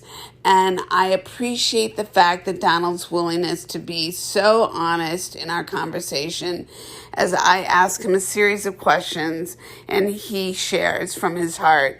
So get ready, sit down, join us for part 2 of this amazing opportunity to listen in on this very talented makeup artist journey and who and why he continues to go forth in the process of contributing to an industry that he is so passionate about. I look forward to you joining us, join around the campfire, because here we go. As you know, anybody listening who does what we do, it's hard. I mean, it's hard to do anything you love to do where there's not a huge, massive, help wanted page for people wanting to do makeup or hair or whatever in films. There's always a shortage of jobs. There always has been. So I guess for me, when I decided I'm going to make my living, this is what I'm doing. I knew it. I mean, I was decided. Never finished school. I knew that was a mistake because my father was concerned at that point because I think he thought I was I think my father gave me more credit for being maybe more clever than I was. And maybe I underestimated that maybe I wasn't so clever and maybe it's a regret I have now because I've always been sort of, God, maybe I should finish school. Maybe I should go and do that. It does bother me. And I think in our industry, I think it's apparent the way, this is a whole separate story, but I do think that I think the way makeup, I think hair particularly are treated because back in the day, hair was sort of like people who didn't finish high school. And, makeup is marginally better. It still felt that way. Yeah. I think makeup is marginally better treated. But I think in makeup, you have to demand respect. Yeah. Otherwise, but having said that as well, it's also our people who also put out what they get back. And if we're going to behave a certain way, and I won't even go there because I'm going to be canceled tomorrow, but you know what I'm talking about. If you're going to put yourself out there in a certain perception with a certain appearance and a certain attitude, then people go, the makeup and hair people, like we are made fun of. We are mocked on the set. Yeah. And anyway, that's a different discussion. But I wanted to be taken seriously. And I think if we don't better educate ourselves, and not just in makeup, but be a filmmaker, filmmaker. And I think that's why we have to get ourselves back into film programs where makeup is an essential part of the program with writers, directors, actors, and not makeup is sort of all these, anyway. But what I found happened to me was I met people like Ben Robin, Louise Mignon. So for instance, I put my name out everywhere. I started meeting people, a woman called Eleanor Butler. She was a funny lady, actually. So I was working with a theater company and she said, that's really smart you're doing that because your name's on the program. Makeup by Donald Mowat, costumes by, what the hell did I know? But hey, I came up with some ideas. That's what a designer does. I was a kid. I wasn't getting paid. I got the programs. I started sending resumes. I put my name out. Eventually the CBC or somebody would film it. I therefore, I hedged a few, fake it to make it, that I had some TV credits because the CBC came. I put my name out there, got on a permit list at the union. It was called the SNC. I became a member. They let me become a member with a little star next to my name, Junior or whatever. And then a woman called me saying, hey, do you want to come? We need an extra makeup artist for background on a movie called Meatballs 3. I was 19 years old. It was for the summer. She drove me there. I was okay. I did it okay. She said, you're good. I had tenacity. They all got tired. I had to go back to base to sleep. We did like 18-hour days, 17-hour days. I was good to go. Then I got a job with Marie-Angèle Potat. She was from France. She was married to a wonderful DP who's now sadly passed on. I went out. It was doing period extras, 40s, 50s, 60s, 70s on Ted Kotcheff's Joshua Then and Now, which is like right after the apprenticeship of Duddy Kravitz, which is the total Montreal Jewish experience. And it incorporates everything about Montreal: French, English, Jewish, non-Jewish. So I worked on the film, and then I went to Toronto, and a guy met me at the ACFC called Donato. So I'm sorry, I'm going to bore you with this. No, you're not boring me. Forget. I like to remember people who hooked people up and made opportunities.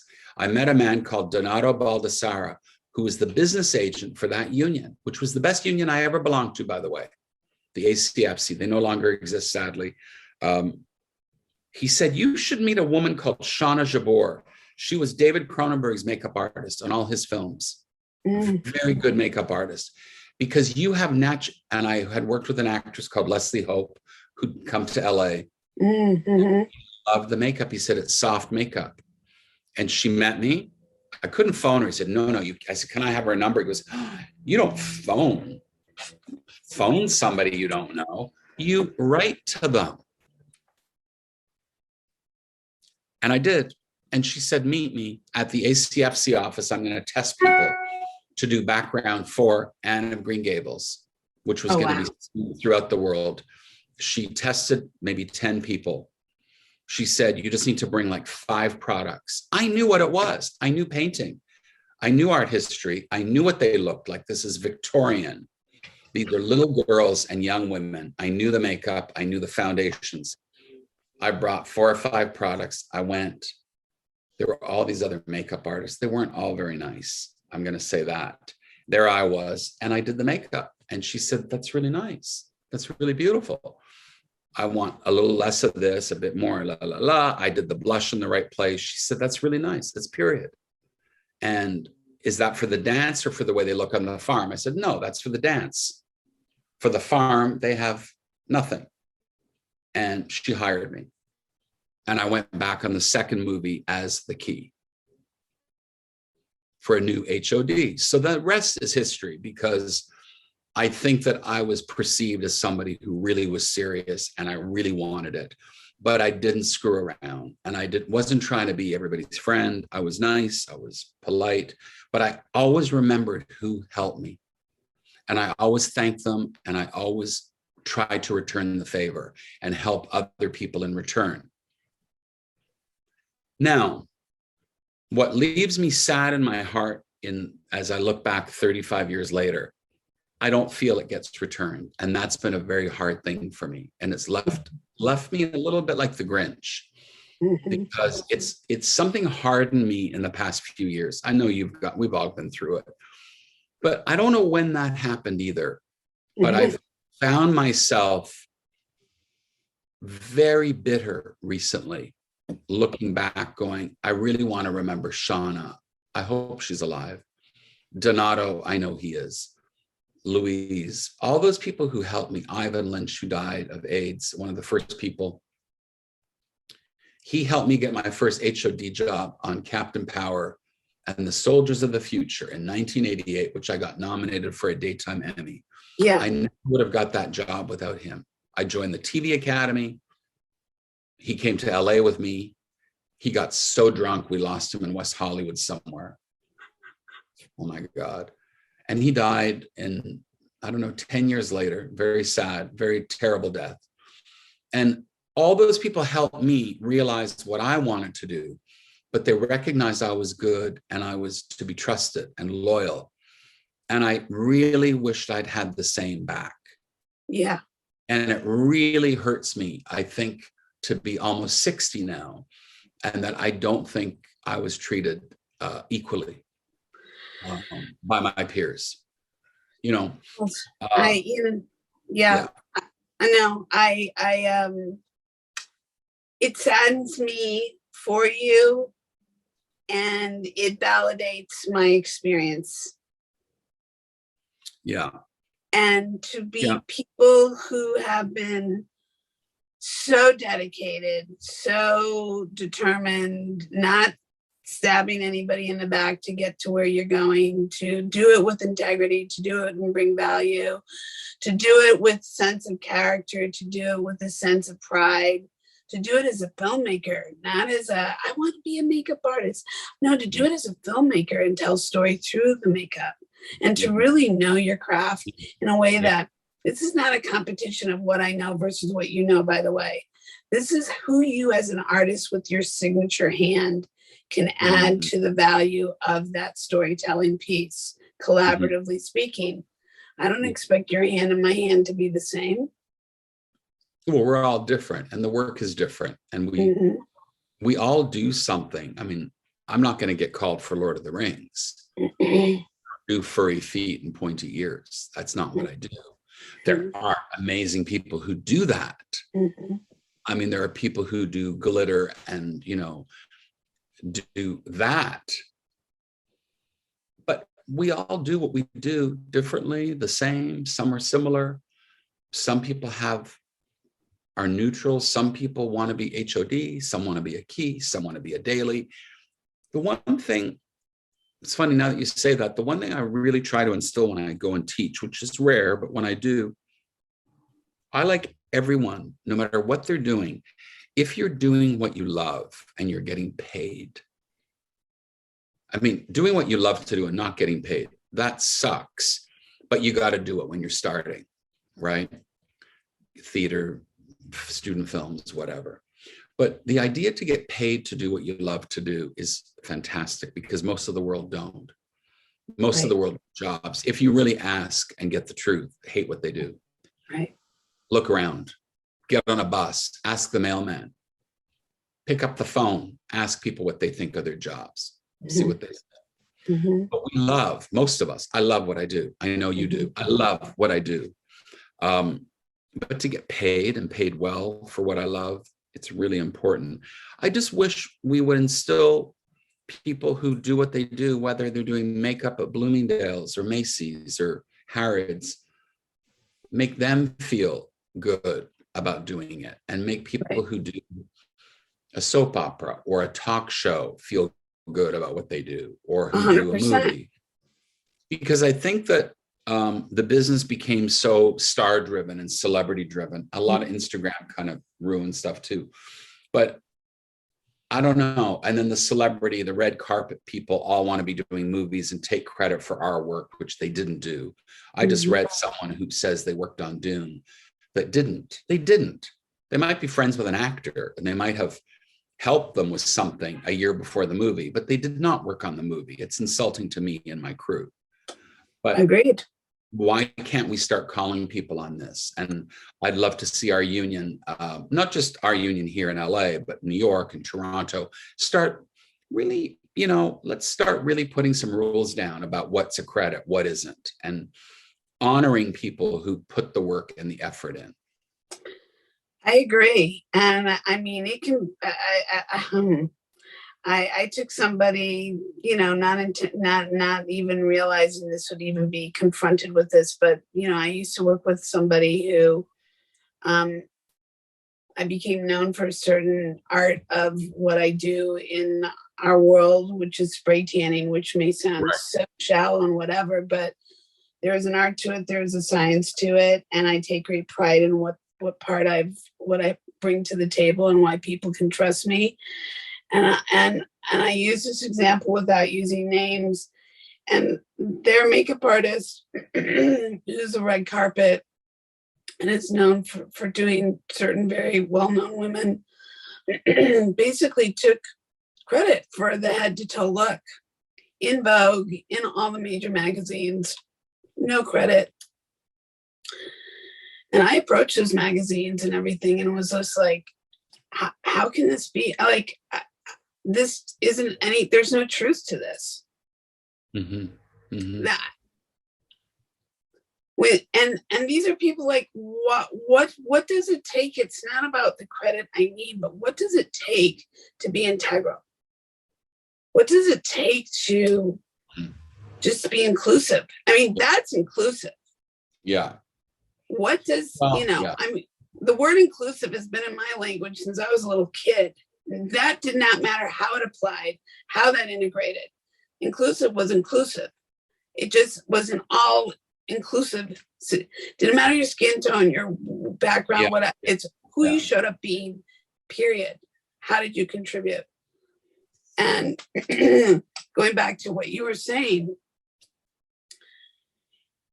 it is not something when you're excited about what you do and you're passionate about what you do, and now you are professionally making a living doing what you do, and you commit to it the way you do, and you go from project to project to project, and you meet and build and build and build your network, your net worth, all the things.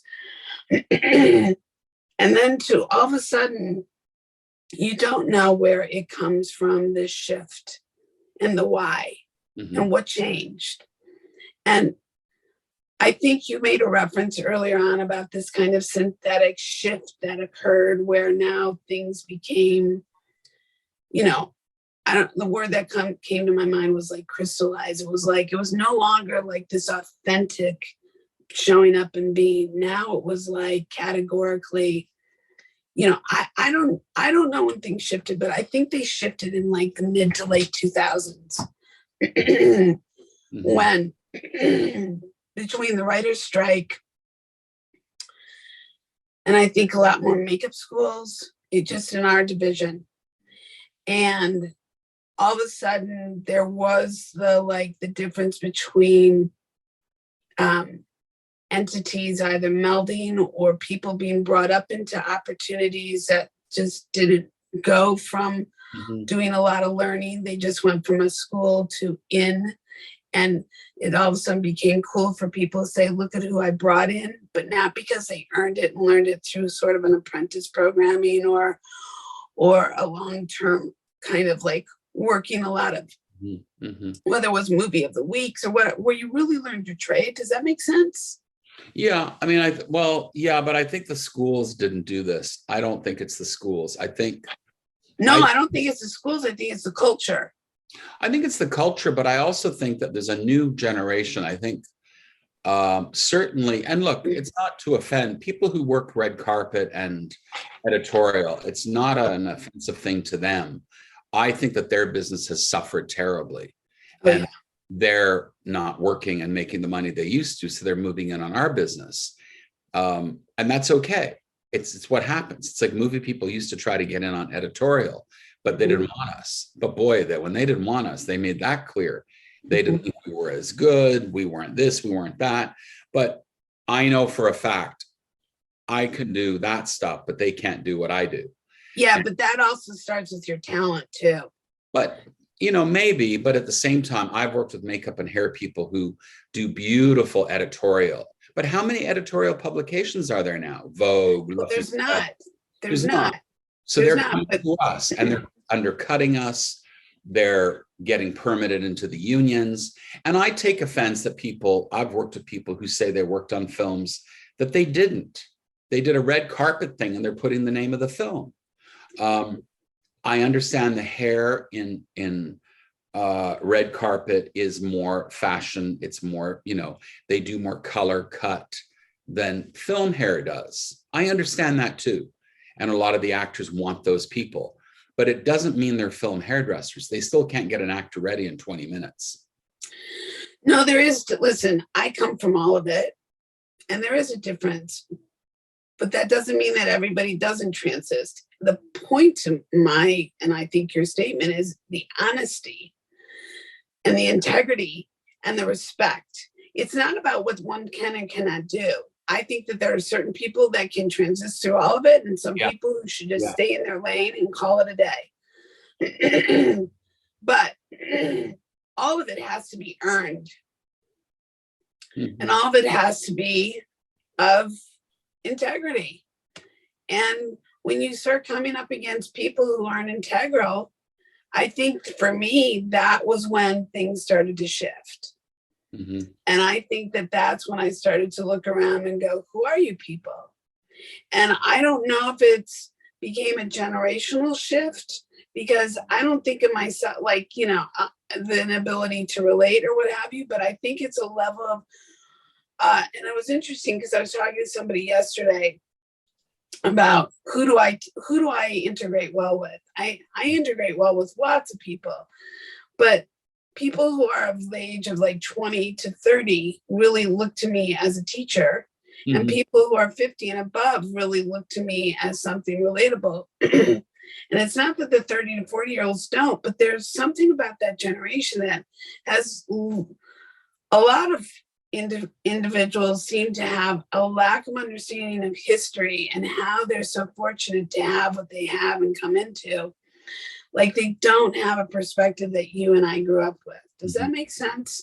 And I don't make an umbrella statement to be offensive. I'm saying that, and in that shift is when those shifts came into our world as well. And how things are led and how things are communicated and how things are carried forward and how, you know, I didn't see the kind of behavior that I've seen in the last decade. No, it's certainly something, I mean, people I don't know. It's very disturbing to me. It makes me not want to work so much. People who are not team players, they don't understand a lot of, I don't know. It's very, very odd. I really have to say it's not been my favorite time. Crewing jobs have been very difficult. It's very hard to make certain choices now, and it's very hard to reason with people. And I think I had a very interesting conversation with one of our governors in the academy saying, I think people misunderstand the purpose of the HOD and the designer is that it is the same thing. The designer is the same as the head of department. It's the credits. Why we're being called that, we're having to cover all bases. But somebody said, how do people, end up being on the credit or on the ticket for an award? And you go, well, the way I look at it is that all the people who think suddenly they should be on a ticket for an award are the same people who get to go home at wrap, are always the ones talking about, I should be on the award. And you go, yeah, but when it was time when we were doing all of the job, the guy who has to answer for everything is the one who should be getting the award. The guy or gal or person who has to be, Donald, can you stay after wrap? We have to talk to you. The person has to go to the edit suite. The person has to sit with the director. The person who gets the phone calls from the agents and the managers. That's the person who's in charge. He or she is the one that gets the award. True. He or she gets the job. He or she designs the look of the film. He or she figures it all, just like the costume designer, just like the production designer. And I think a lot of our people are losing touch with how the business used to run. And agreed. Everybody is start on their own show now, and it's becoming such a problem. I think you almost have to talk to people before. I mean, it's I think anyway, that's a whole other thing, but I think it's time to kind of review. I was thinking of that Oliver movie, with Fagin, when he sings that song, I'm going to review the situation. But that's what I'm doing, reviewing the situation, because I really, I'm finding it very difficult. And I'd say you're right. In the last 10 years, I would say crewing for me around 2012. Yeah, I would say around 2012, I started finding it a little bit more precarious, crewing jobs, or being able to say, no, this is what you're doing. This is what you're doing. But suddenly everybody, well, I want to be called this and I want to be called that. And everyone wants a title and a credit. And we're doing like these Emmy submissions right now, which I haven't done I haven't been in TV in so long. And it's kind of exciting to do an Emmy submission after all these years. And I haven't written an Emmy 150 words in, can I tell you how long it's been? Like 25 years. I'm still an Emmy member, and I was very excited. The rules have changed significantly. And I understand why there were so many issues a few years ago, where there were some governors that were unhappy that some members were giving them a hard time. There were members not happy. And now that I'm reading the rules, I'm going, oh, now I get it. Can't enter in makeup and prosthetics makeup. You can't be in twice. You can't. I'm like, wow, it's kind of tight. And I know why they did it. I get it. Yeah. So here I say this with the deadline coming up, going, God, I better not screw myself up here. And do I even think I have a chance? I don't think so. And then choosing my people to go on the ticket. You're allowed 4, which is great. 4 is more than enough, in my opinion. But you need to submit 5 call sheets for an episode. Okay. So how do you explain to your crew, well, but you weren't on a call sheet? Because this goes back to the days where someone turned up for 3 days on a show and got an Emmy. Yeah. Oh, I, People I've turned seen for that. Oscars, Yeah. So now you're back in the world of, anyway, I have a lot of respect for people who serve. I've voted on the Emmys for 30 years. People give a lot of their time. I know you've done it. We give a lot of our time to vote and judge on those things. Mm-hmm. And it's very difficult and takes a lot of time. Mm-hmm. And the people who run I don't know the new governors, but it's not. I know Vito Trotta is hair governor. Okay. And makeup. And he told me her name. We were working together this week, and Okay. I'd never heard of her name, and it escapes me. I'm sad to say, but Okay. yeah. So no, I had never heard of her. Which is here nor there. Yeah, it will be interesting to, in regards to the crewing up part. I was thinking about it when you started saying, and for my perspective, I think that crewing up started to be kind of shady and shaky around 2006-7 going forward. Okay, that's interesting. And sorry, that's interesting. 2006 or 7. Yeah, I'm trying to think. That sounds about right. Yeah. And what do you think happened there? Well, what I know is, like yourself, as a designer and department head, and that's what you're hired to do, and being aligned with the lead and all the things, I think it's a deeper psychological thing. I think people feel so entitled. I think entitlement came very much into the picture. And I think people felt entitled, and then I think that they feel threatened and jealous. And those kind of elements in the mix are just unhealthy, toxic things that will try to sink a ship. And I think that a lack of self-development in people brings more problems than not. And even when you think you can trust people or you work with people, how it flips in their brain of, well, how did she get this position? Excuse me, like, I've been doing this since the beginning of my career. Yeah. And I just find that I can't explain it other than I can say what I see psychologically, what I see in the moment, and what the experience is.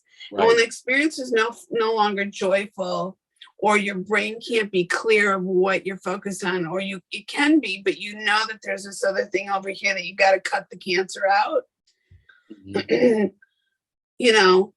With people that you've worked with a lot, it's just like, it's a fascinating situation to be a part of. That is not what I signed up for. When I signed up to be a filmmaker, my goal was, I really thought, and maybe this is my idealistic way of thinking, but I really thought I was collaborating with a bunch of intellectual artists who come together from all parts of the world and passionately are telling these stories through cinematic, through motion picture, combined with great writing, great performances, great acting, great period telling, through makeup, through hair, through design, through landscape, through the, and bringing it all together. Because that's how I was trained. Those are my passions. So I came to the table with all those things in place. And sadly, the mistake I did make was I told people, and telling people, as you and I discussed at the very top, was definitely not the thing to do. It was definitely not good to talk about the fact that you were educated. It was and I didn't talk about it like I'm tooting my horn. Being educated was something that, well, isn't that what people do? Like, why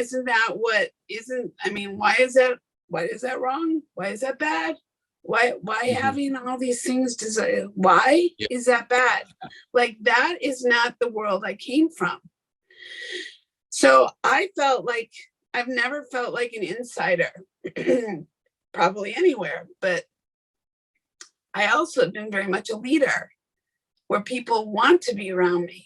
So to be in environments where you feel like, am I wanted or not wanted? Am I like, I'm think I bring value.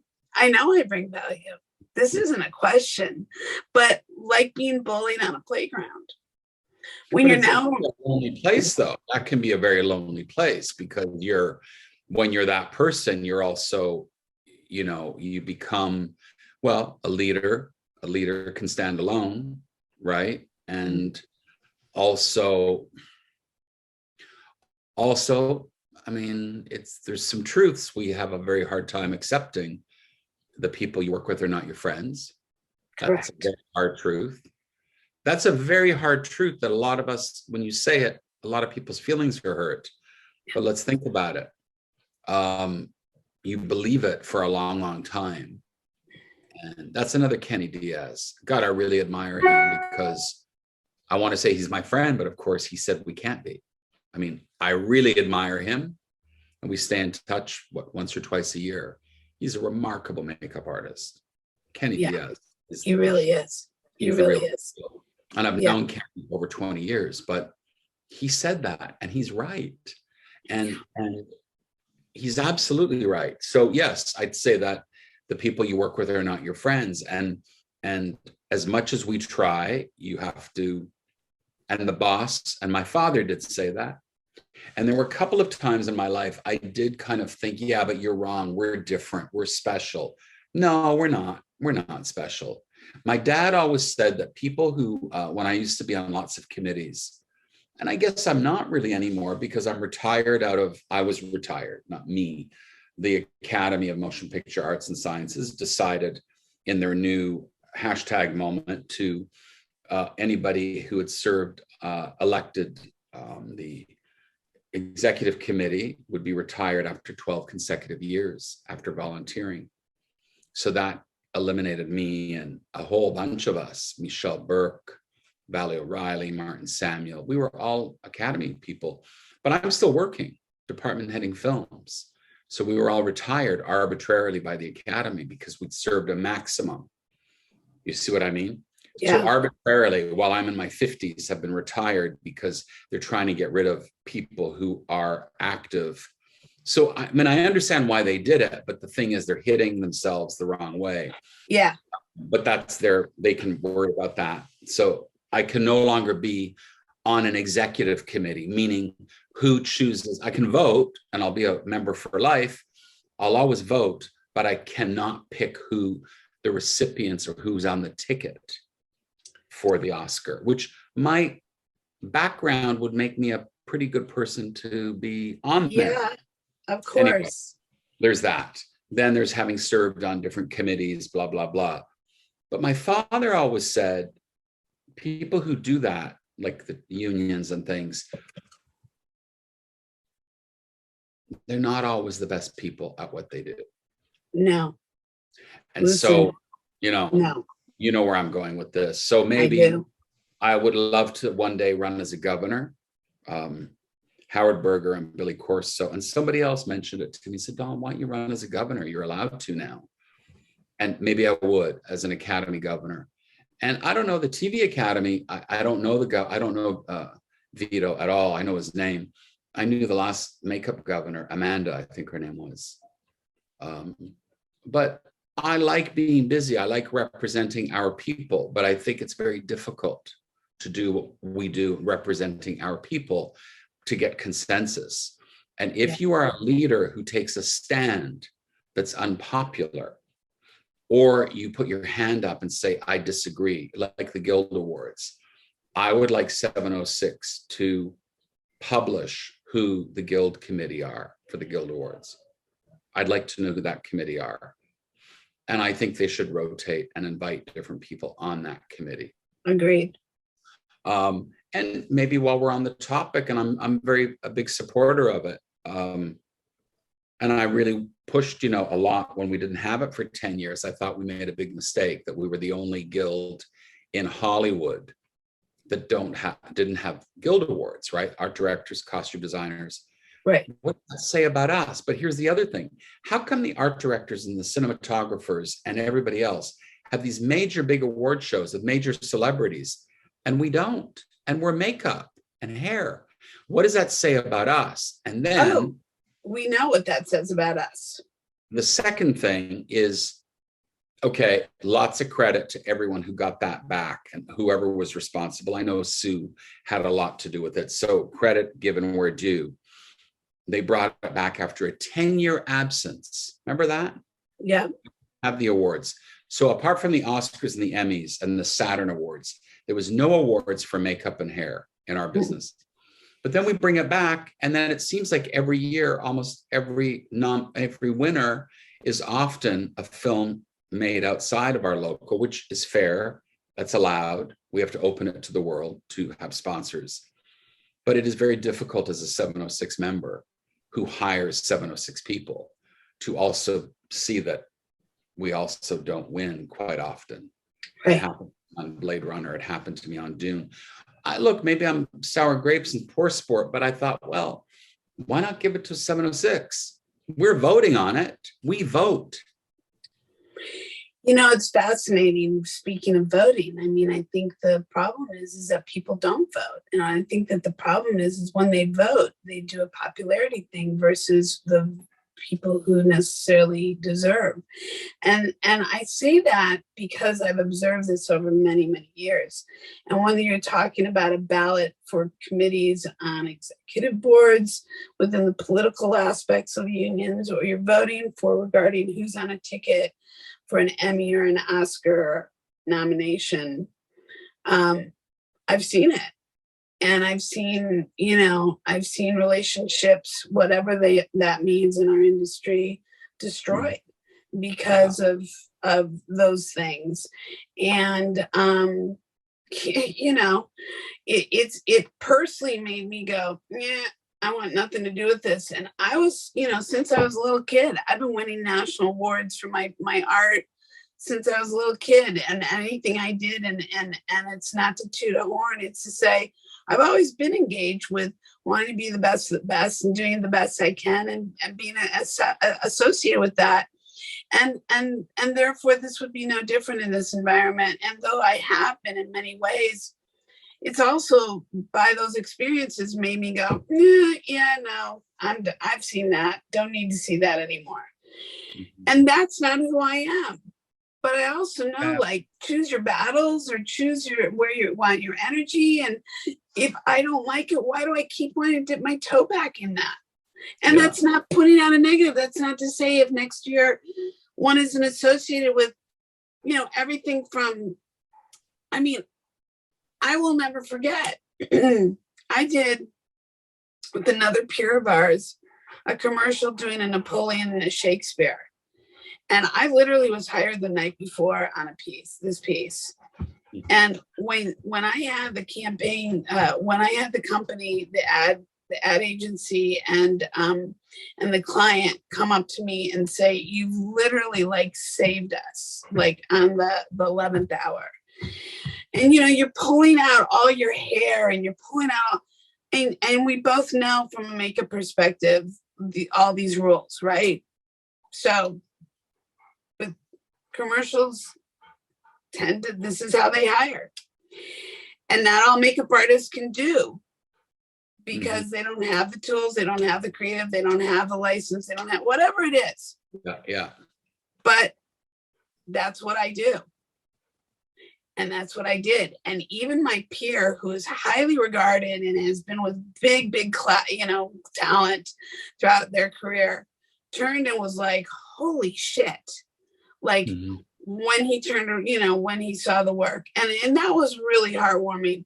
But when I wanted to submit that, I was told what I couldn't do. And I was just like, you know what? I'm so done with this. I'm so done with people not recognizing what is really happening. Like, isn't this what we're supposed to be celebrating and supporting versus destroying and attacking? Yeah, I don't, yeah. it makes no sense to me. It completely is the antithesis of what we're doing. Of course. Yeah, yeah. And, and that's a little drop in the bucket of not wanting to collect a bucket of drops or droplets. It's on the contrary. Yeah. And, I honestly believe, Donald, that life experiences either, they really do define a character. And there's no question your life has defined you as a character. I certainly know it has for me. I certainly know that, one can, lick their paws, but you got to get up. You can lick your paws, but you can't let it stop you. And, you still got so much life ahead of you, and you have still so much to offer the world. And whether it's in film or in life or in general, and, I'm curious because I don't know, if you're choosing to do this career for 2 more years or 10 more years or whatever. I mean, or I don't know.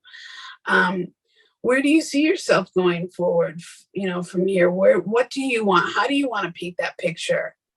And what would you, and in regards to your purpose and your passion and how do you want to influence going forward? Well, it's a great question because I don't really know. I'm at odds with a lot of things right now. I'm kind of a betwixt and between, as they say.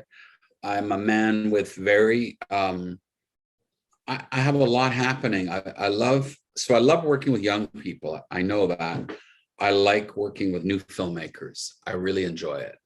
I like working with new directors. Any of the programs I've been involved with where there's new people, young filmmakers, I'm kind of inspired by that. So there's always that. I'd like to be more involved. Last year, I was at Middleburg Film Festival, and then I was at the Savannah College of Art and Design. I loved it. So great down there. I loved it. And there was a moment or maybe an opportunity there where I could maybe go back and teach. And I have to say that really interests me a lot. I've also kind of put it out there. I don't know whether it's the Legends or, V School. I've sort of put it out there that I've been on the board, an honorary board member for Complexions up in Toronto for years and years. I have to say, I think it's a very good school. I'm not paid by them. I'm not paid by anybody. So I'm a free agent to kind of recommend or refer. I think the CMU Complexions is actually quite a good makeup design college because they cover it all, and whether it's prosthetics and things like that. But I am thinking I would like to get more involved in teaching somewhere, more my style of what I do and the types of films I'm interested in or what I've done. So I am very keen to make that maybe a part-time thing moving forward in a couple of places. But I got to get paid because I've been a volunteer for so long. Yeah. I've volunteered so much of my time over the years, from everything from podcasts, free, school visits. I've done it here in LA, in South Central. I've done it with BAFTA. I've done field trips. I'm at a point now where I want to work with people, but I also have to, the reality is I need to make a living if I'm going to pull away from films a little bit, which I'm thinking about. Not, I'm doing more movies, but I'm not going to go till I'm 70. There's no way. Yeah. There's no way. We all know how hard the business is, and it's getting harder. And I have to say, it's not getting better. And this past year or two have been well, I don't want to depress the mood, but I think our business has gone a very downward turn. And between COVID and salaries and rates and producers and filmmakers in general and how we've been treated, I think is not good. And I think I'll say it because a lot of people won't. And I think it's not good. And I'm one of the very lucky ones.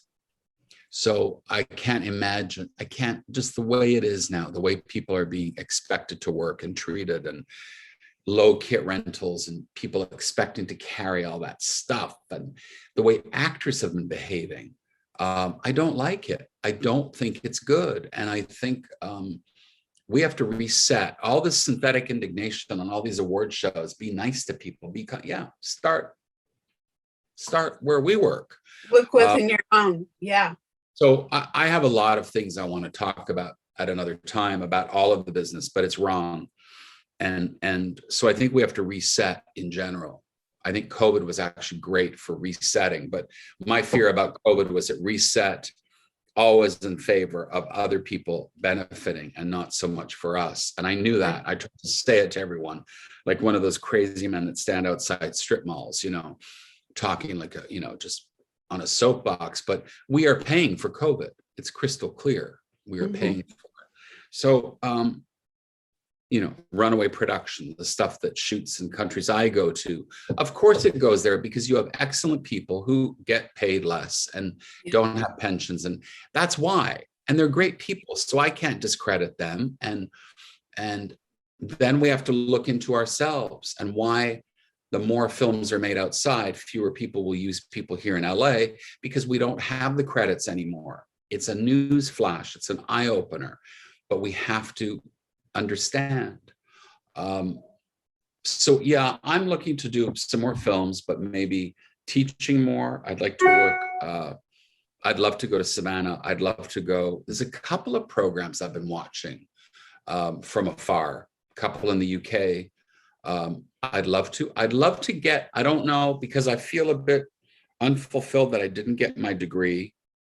My father died in October and it's been a very difficult, I haven't really come to terms with it, to be honest with you. So I'm getting there. It's 6 months. It's his birthday.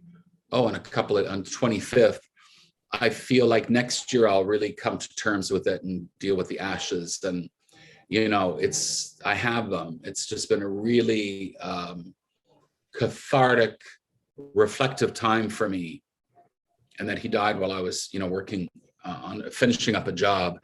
So I think that I would like to settle him, get that, and settle myself, obviously.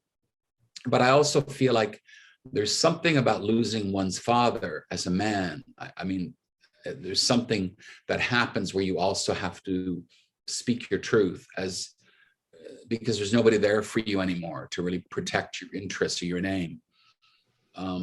So I feel like I have a lot I have to say.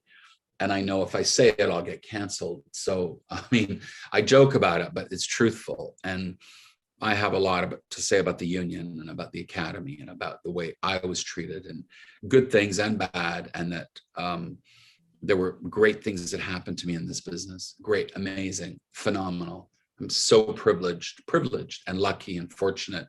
And a couple of not so great things and a couple of people who were a little bit not nice, who I'd like to sort of address at some point.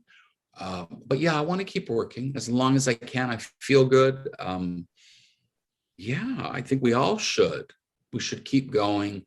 I don't know if I would survive not working. I'm so used to being busy. I go nonstop. And to the point where I just don't know how to not do anything. Yeah.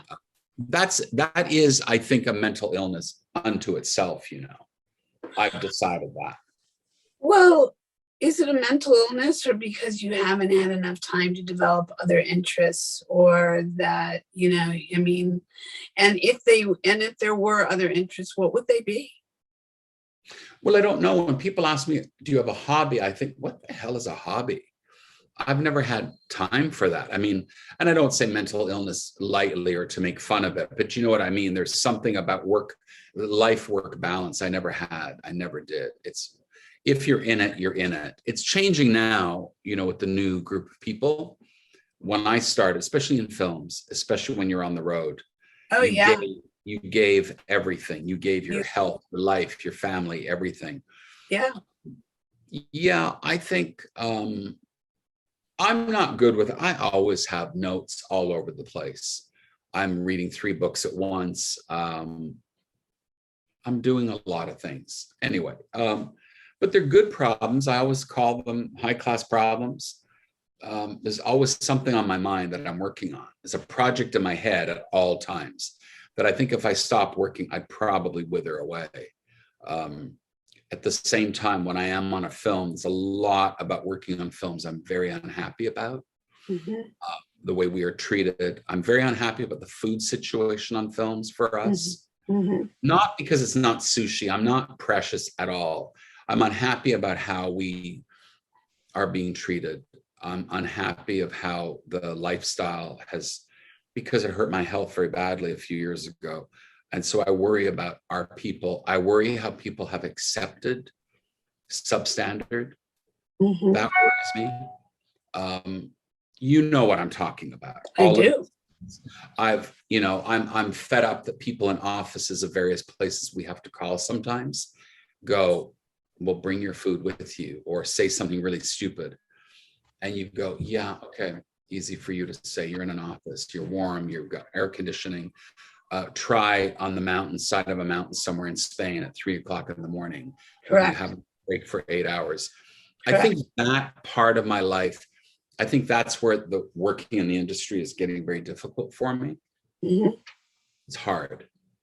I think getting up in the morning is hard for me now. Well, this is not about just showing up being an extraordinary makeup artist who can problem solve. This is about all the things that it takes to do that successfully, to stay safe, to stay healthy, to think on your feet, to process, to deliver, to like so many elements. And people have no idea what that entails day in and day out. And how do you keep going? I mean, I came out of my 4th thyroid cancer surgery, literally where I had to manipulate the situation, manipulate doctors. And I don't mean in a negative manipulating, like where I had to make sure I had a surgical room on a Friday morning of a Memorial Day weekend. So I'd only miss one day as a designer. So I'd be back on that following day back in triple digit heat in the mountains, bandaged up. There's no way in hell I should have been on that mountain in triple digit heat, calling the shots. But why? Because I knew that I would get no support from anybody, not because I was putting that out to the universe, but because I'd been seeing what I'd already seen 3 times before. I wasn't going to give up 6 figures for people who were going to call my shots. I was going to call my shots as far as I could. And I was going to show up and I was going to do what I needed to do because I knew better. And, the funny little side note to that story is at that first day back from lunch, I'm wrapped up in bandages and I have a scarf and, you would not know unless, the scarf fell a little bit. And I'm literally sitting there at lunch and this grip asks if he can join our table. And I'm like, of course. And at one point he's eating and he says, oh, did you get a tattoo this weekend? Because I look like the woman that, is loaded with tattoos. And I said, oh, you mean, and he's like, on your neck. And I was like, no, I didn't get any tattoos this weekend. He said, oh, because I saw your bandage there. And I said, yeah, no, I had, as they say, I had a cup full of lymph nodes taken out this weekend. And I thought the guy was going to, lose his lunch and I wasn't trying to be gross or, too visual. But I was being authentic. Mm-hmm. And he was like, what are you doing here? Mm-hmm. Mm-hmm. And I sat back and I said, I'm being a purpose and inspiration. That's what I'm doing here. There you go. It's crazy, but yeah, people do it. We've all done stuff where we shouldn't have been working. Oh, I don't think it was healthy at all. But that's our business. It's not healthy. It's changing. I have to say, it makes me happy. My last job, I've had a lot of younger kids working with me because I've been in the UK and Europe a lot working, which I've really been enjoying for a lot of reasons. And I have to say, I like having these young kids because it's good for me. But what's interesting about them is they're not like we were. They do tell you things like, on Thursday, I have to make a phone call at 11 o'clock. And the first couple of weeks, I used to be really kind of like, wow, okay. And then somebody texted me the other day saying, on August 21st, I have a wedding. I can't be there. Like, we never did stuff like that. It sort of makes me laugh. And I called a friend of mine and I said, wow, how about that? And they said, yeah, but you know what? COVID did this. COVID brought out, some people became more human.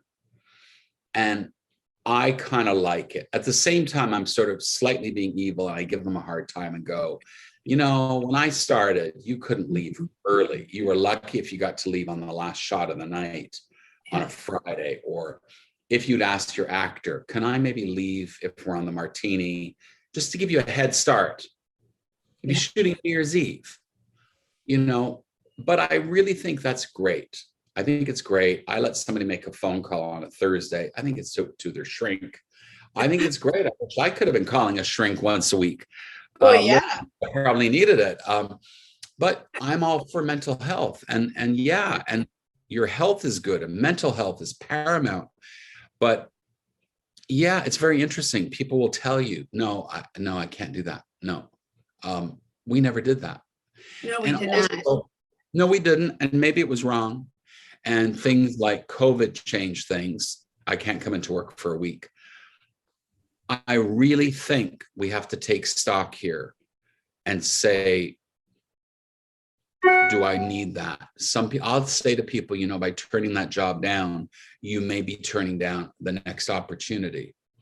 But I've done it. You've done it. I've turned down jobs that I thought, I didn't want to do The Gray Man with Ryan Gosling. I didn't want to do the movie. Okay. The truth is I didn't want to do it. Okay. I said it. I never say what I don't want to work on. I didn't want to. Will I work with him again? Probably not. Nice guy. Worked with him a few times. It didn't go down very well, but I didn't want to do the job. I didn't want to drive. It was a very complicated story. I didn't want to drive to Long Beach every day. I live in West Hollywood. That's a big drive. It's very stressful. We were in the height of the pandemic. My father was going downhill, living in Canada. They were still in a quarantine situation. If I left to go visit, it was 2 weeks. Right. Couldn't make anyone understand. If I had to leave the country, I'd be 2 weeks there. Yeah. I'd already lost one of my very closest friends, Shirley Douglas, prior to that I went up there to cremate her with her daughter and had the same situation. I couldn't make anyone understand. I looked at it, as much as I like Ryan, as much as I like, and had a great experience on Blade Runner with him and First Man. I just thought my life is too short. I cannot, in my 50s, my father is dying. My friend has just died. Why? And it's a movie. It was okay. I got to say, there was nobody I was crazy about working with. There was nobody. Is that terrible to say? No. There was nobody I was excited about. The crew. There was nobody. I mean, he was fine. He's the only one. There was no one on the crew. I was like, yay. I'm going to drive to, I even started thinking about Uber, or should I get an apartment out there, or 3 months, an hour and a half each way. Yeah. I know. You start to think that way. Here I am in West Hollywood. And I started to go, wait a second. And then something else turned up and I thought, why would I say no? Get a van pickup, go overseas. So working in LA, I have to say, is becoming my least favorite thing, because they don't ever let us work in LA. We work in Long Beach. Yeah. You know what I'm talking about. I do. We never work in LA and we're always exhausted. And that was it for me. So I think that was one of the biggest films I've ever turned down. Biggest film Netflix ever made. Yeah, I'm actually familiar with Gray Man because I came in on it at the very end for them to help them when they were here. And that's why I know about it. And I'm sorry to hear that. And listen, those are very challenging decisions, but you have to trust your gut in that, Donald. And the bottom line is, as you and I both know about this industry, sadly, nobody cares. Nobody there cared. And you know what? I don't think I missed anything, to be honest. I don't think I'm sure you didn't.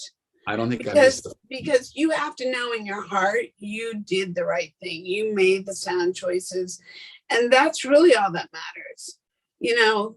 And I also have to believe that, you know, we have given up a lot to get to where we are in our, you know, and it is not a reflection of who we are as individuals, by the way, our accomplishments in this industry. That's the joke. This is one small aspect, and yet so many are so defined by it. And I understand how and why, because it's so all consuming. But with that, we lose our perspective of whatever that balance is, which is the importance of being with your father, or getting to be with your father, or getting to acknowledge your father and being available for that. That's not something that, I get that that's a luxury in and of itself, no matter who or what you are and where you are. That's right. But it's a consciousness that, given the unfortunateness of our industry, is it's really a two-class system industry. And it's a two-class thinking industry. There's those who have and those that don't. And I don't even care how successful those of us in our part of the industry are. It still has I don't care how much you take a stand for what you deserve. There's still this attitude. You've said it in different aspects of this conversation: the way we're looked upon, the way we're treated, what we have, what we don't have. I truly, sadly, don't know how and when that's going to shift, because I see more detachment and more dissension than I see coming together and understanding and really listening and hearing. And it's heartbreaking for that reason, because I'm a person who brings people together. I'm a person who likes to solve problems. I'm a person who likes to create conversations, and I imagine so are you. And that's why we think and feel the way we think and we feel, and we're cognizant, and it matters to us. But for every one of us it matters to, there are 2,200 or 2,000 people that don't give a flying fuck and think we're like, you know, just go play that little fiddle of yours. That's not a fiddle. That's a rock in the water effect situation. That's a big, important factor, but people don't care. People don't want to be confronted with those really real things. And it's a sad statement about our society or our culture or this industry. But to the point, I was thinking this morning, not to bring up something negative, but I thought, wow, the whole public airing of Will slapping Chris's face on the Oscars was a way of a moment of reality check of what it is that we live with daily in this industry, that only for that moment, because it didn't happen behind closed doors, did people have to have that moment of shock. What they did with that shock afterwards is a whole nother conversation that we're not going to have time to get into. But the truth is that is the industry in one fell swoop. Yeah. And I don't mean that in a negative way. I mean to say there's so many layers to this industry that nobody wants to be accountable for, that makes for it to be what it is. And as long as that person or persons has what they need, they really don't care how everybody else is cared for or treated. They really don't. No, and I think that's, you know, that, I mean, moreover, that's been a thing for me as far as my level of, you know, anger and transparency. I think if you have a level of integrity, it's a very hard business. It's a very hard business to be in. If you have integrity, if you fight for something, if you decide you're going to call the union because something terribly wrong has happened and nothing is done about it, you're going to lose your mind, which has happened to me. The people who know me know this, that I fought the good fight for many, many things. And there are other things now, frankly, I'm like, you know what? They won't do anything. Yeah. And I mean, what do you do? It's like saying, I'm going to call my senator. I'm going to call my congressman. it's a little bit naive. So having said that, I think now I just move forward of, being around people I like. I'm really trying to avoid being around a lot of people in our industry right now. Yeah, I'm very yeah. social. I mean, I go to events. I mean, not a lot. I don't like parties, but I go to events, not many, but I really only go around people I know and that I like. Mm-hmm. I'm only interested in working with people that I know. Mm-hmm. Very careful now with the people I work with or that work for me. Mm-hmm. I've tried this whole democracy of hiring people and I'm very careful now of Mm-hmm. hiring people who just call me and say, I want to work with you, because Mm-hmm. it does backfire. And I'm very careful of because my dad's saying nobody ever likes the boss. And I've discovered that seems to be the case. Mm-hmm. So no matter how hard you try, inevitably, I think the whole Oscar thing was interesting because suddenly everybody, I'm surprised at the people who called me to congratulate me and the people who didn't. I thought that was very interesting. People who are there for the good times, people who are not. It's very interesting to me. Yeah. So yeah, you remember all of that and you go, okay. But your friends are your friends. And I would say if I could, have any regrets, I wished I'd had more friends that weren't in the business. Yeah. I really regret it. I thought I did, but I don't, because I feel like I neglected them. Yeah. And they have every right to go, what the hell's with him? Because I missed everything, Mm-hmm. So it is a regret of mine on a certain level. But I have one or two extremely good friends. I'm very fortunate. And one is retired and she's living in New York, an actress that knows me probably better than anybody. And apart from my other friend who died, and she was just great. And that's the downside of having friends that are older than you. And my partner who, I've been with him for 20 years, but we just are very low key because again, nobody really cares. All anybody ever asks me about him is he in the business? And I just find it so interesting because he's not. And that's what's so interesting. But he turns up, he's occasionally, he comes to the awards and things like that, but he thinks it's a very funny business because he has real friends in a real world. Yeah. And he's surprised at how people have behaved. Yeah. I don't doubt. I think he's very surprised that people would do this or do that. Or, I've even had a very not nice, well, this is a shocking thing. Maybe I'll tell you about. I've had a little bit of bullying, not cyberbullying, text bullying from somebody who seemingly was not very happy, thinking I'm not a very nice person. Somebody in our business texting me, back at Christmas time saying I'm a horrible person. Everyone hates me. I'm untalented. I'm a bitter old queen. Oh yeah, that came from somebody. I'm not sure. A few people have some suspicions. It's been reported. But then it came down to your losing streak. You should have hired a better team. That's why I didn't win the Oscar, basically. Oh yeah, somebody's got my number, calling from those. It's been reported, and this much I really hope makes it on the podcast because I've been told I should just publish it.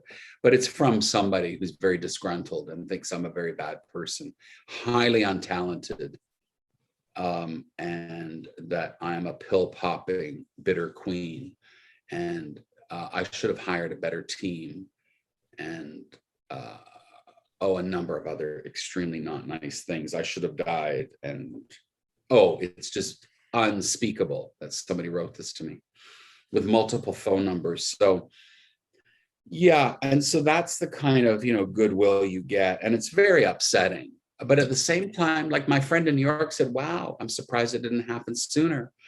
You have a lot of goodwill, and there's always going to be somebody is upset by that. So I've certainly upset somebody out there, or somebody's mad at me, but I've done more good than bad, I hope. Well, first of all,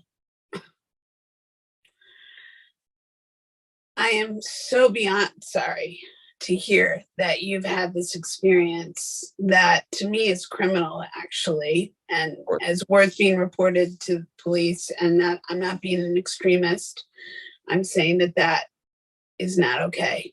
That's abuse. that's abusive and it's not okay. I don't care who you are. That's not okay. Mm-hmm. And you have to know that.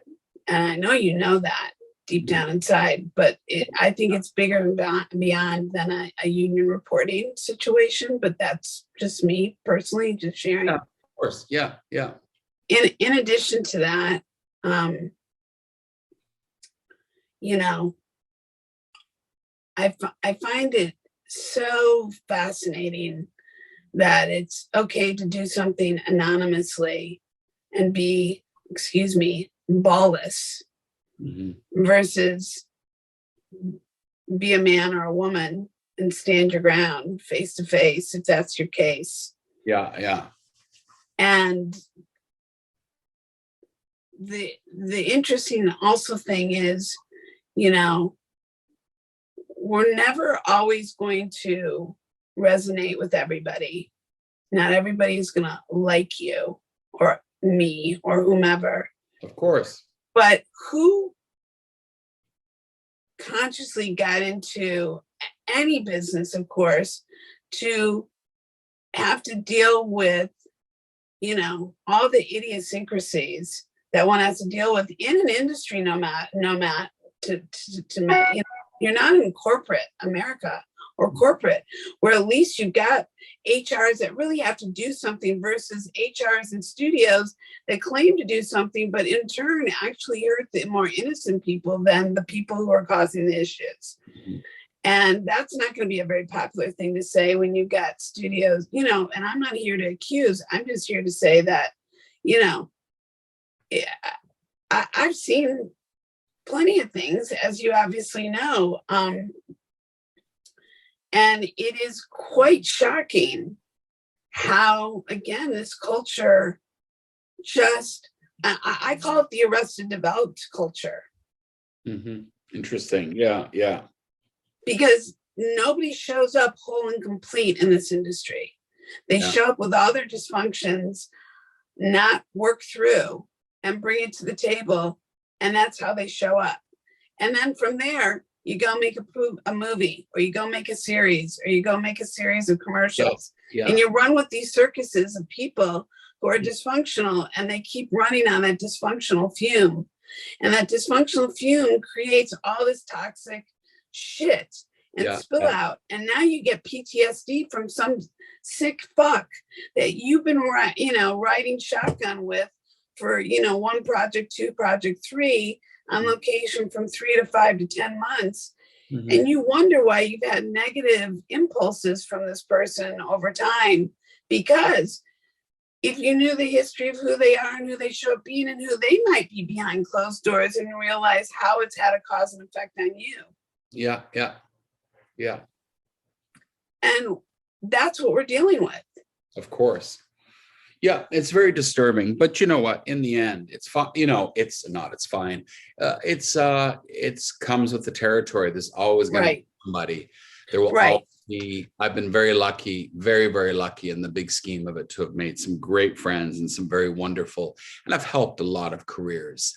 As people have helped me, I helped a lot of careers. A lot of people got credits. Head of department, hair people, makeup people, keys.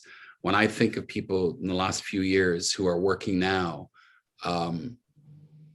you know, they know how that happened. Well, and that's to the point, Donald, is you can't, it's to the point of realizing who you know who you are. You know your truth. You know your contribution. Exactly. You know you have nothing but anything to be proud of, totally. No one of us is perfect. This is not about throwing stones at an industry that we both love, because that's the truth. We both love this industry. It's to say there are lots of sides to this industry that we all deal with, and how we all get through this career unscathed is practically, unfortunately, not a reality. And I even know that when things started happening to me that were unbelievable, I'm sure that certain people went, oh, well, that will only, that will never happen to me.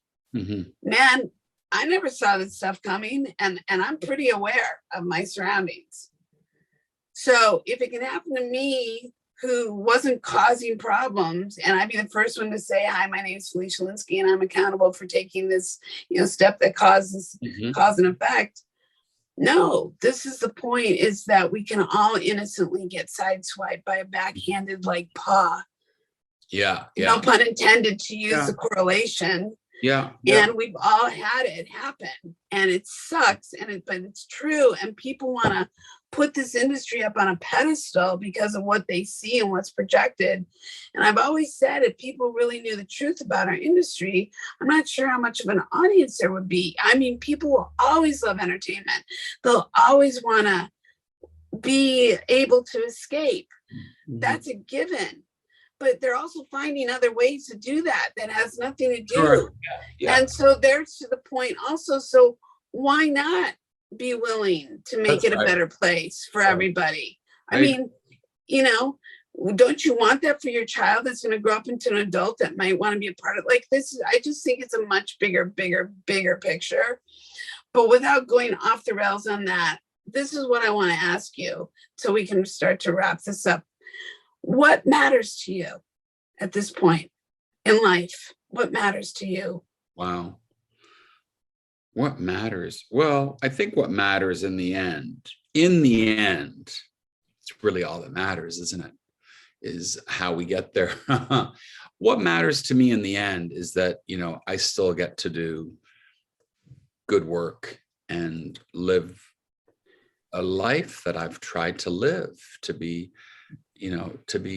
good and do what I do well and help people make their film, help the directors and the actors, and to be committed professionally and creatively. I love it. To be committed and in my life with Gary, who we've been together, it's actually 21 years, but I really separate my personal and professional life because I don't think it belongs on Instagram. I think my professional life is for Instagram and Facebook. My personal life belongs in my personal life, which doesn't belong on Facebook. So that's how I really live. Business, it's a separate thing. So my family and my relationship, with my sister and her kids is very important to me, but I don't put that out there because the people out there they're not interested. Do you see what I mean? What matters to me as far as my work is living very honestly and truthfully and healthy and treating people well and with respect, but also expecting it back from people and working with nice teams of people and getting films made and also not putting up with any shit. There's a point, what do they say? That wonderful Chris Christopherson, I don't do it for the money, but I don't do it for free. I don't do it for the money. I never did. Never got in the business because I wasn't brought up to make money. But I really think we're underpaid. I think we're undervalued. I think that people don't get it. And I think we don't have enough. We have to figure this out. And if one more person tells me how good we have it, I'm going to kill them. That's an expression, Yeah. But you have to these days make sure you hashtag and explain. There are expressions. We're still allowed to say things, but I also don't agree that everyone should get paid the same amount of money. And I don't. No, I don't either. But there's a whole world there, and I don't think hair and makeup necessarily are equal. And I think there's certain jobs where hair should get more and makeup should get less, and somewhere makeup should be more. And I think it's okay that makeup runs both departments on certain jobs and vice versa. And who the most experienced person is should take the lead. And, there's so many things, but I want to stand for that. I want to stand for what I think and not have all these people tell me no. And within the 706, within 798, within the different unions, no, like, I've done it for 36, 37 years. So I would like to be a little more transparent and not worry.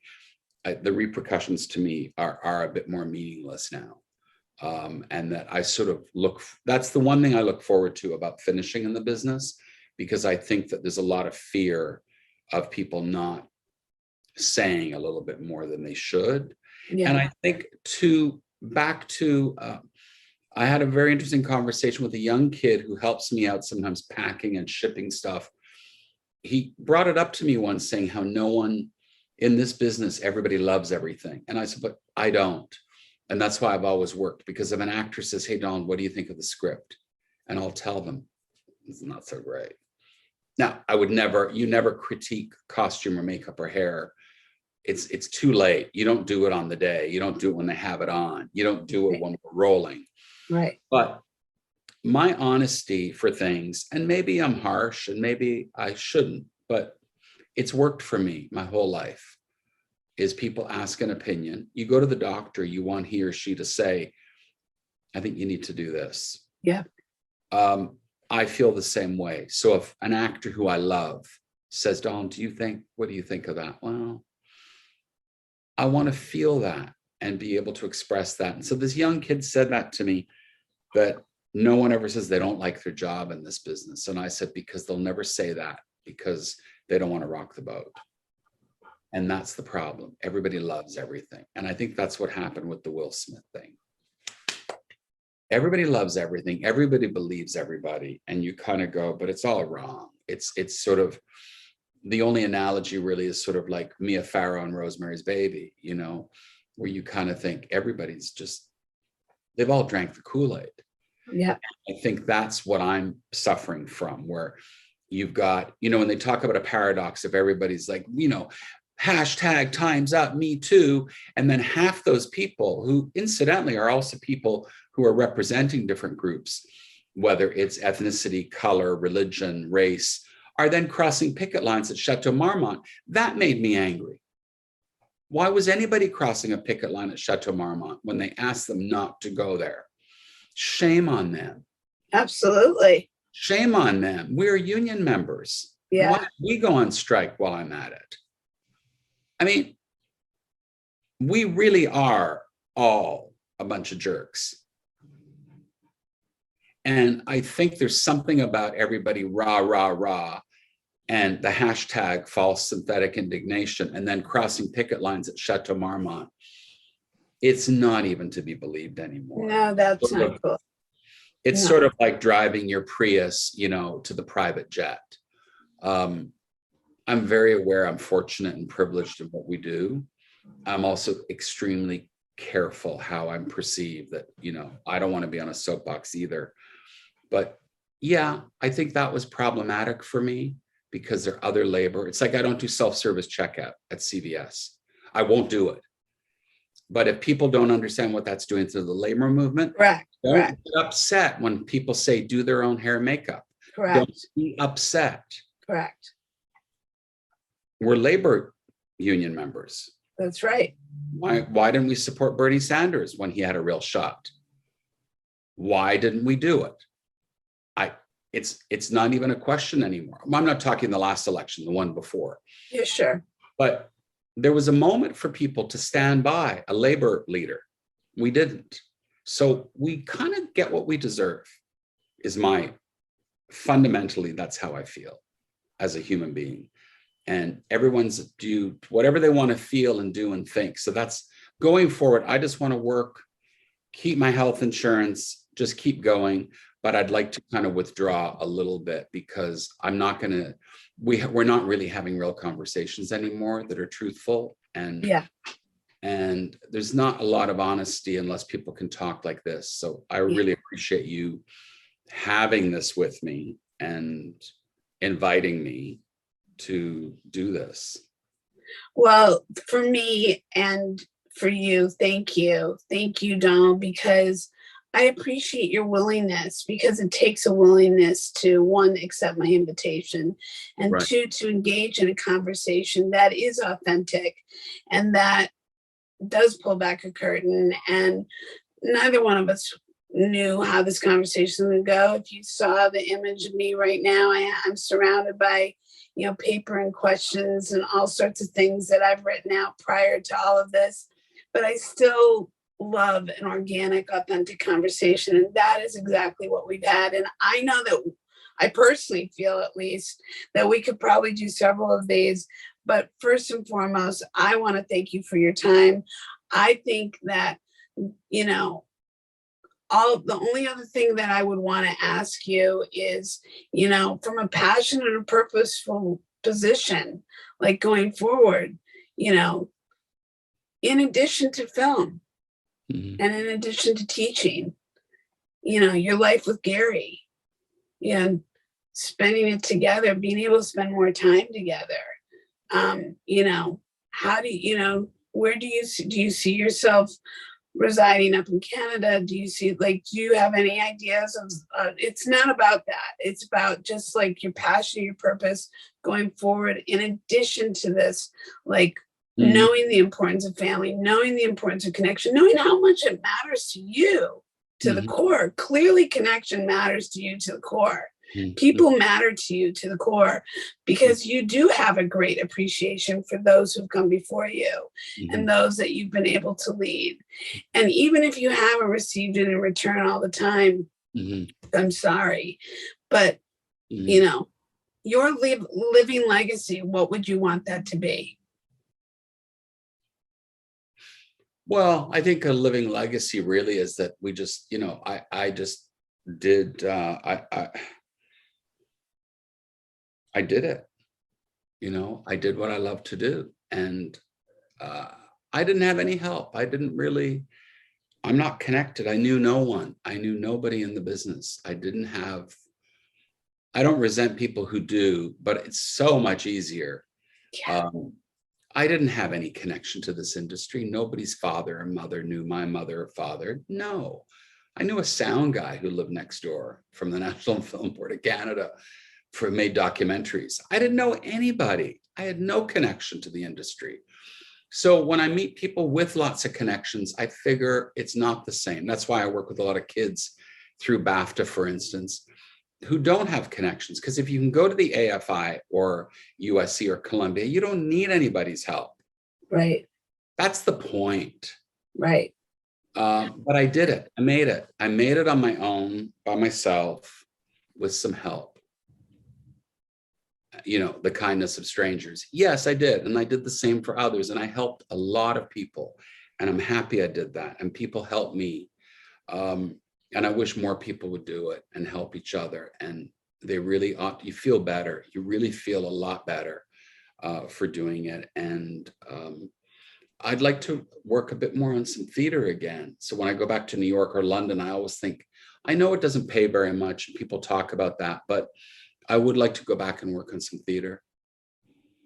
If I found a play or somebody in a play, one of the actors I work with would say, and it's happened, you know, with Jake Gyllenhaal or Daniel Craig, I would be very happy to go for a couple of weeks and set something up. Just because the best memories I have are often, and a lot of my film inspirations come from theater. Yeah. Ideas that I'll get for makeups and different things. So yeah, I would love to do that. And I also have a bizarre, since I was a child, about living in a storefront. It's a weird thing, I know. I'd love to have a storefront with, like, live above it, and like a grocery store. I don't know, but not a grocery store, maybe a little makeup school, maybe a store. I don't know. I know it was dead, but I love the idea of a little makeup, a place, an atelier or a studio, but somewhere comforting and where people could come and have, I don't know, like what you have, your studio looks so warm and beautiful. But of course, I know it's not, you know, schools are tough, places like that are tough to run, studios, the cost of them. But maybe there is a way to do it if it incorporates living over it.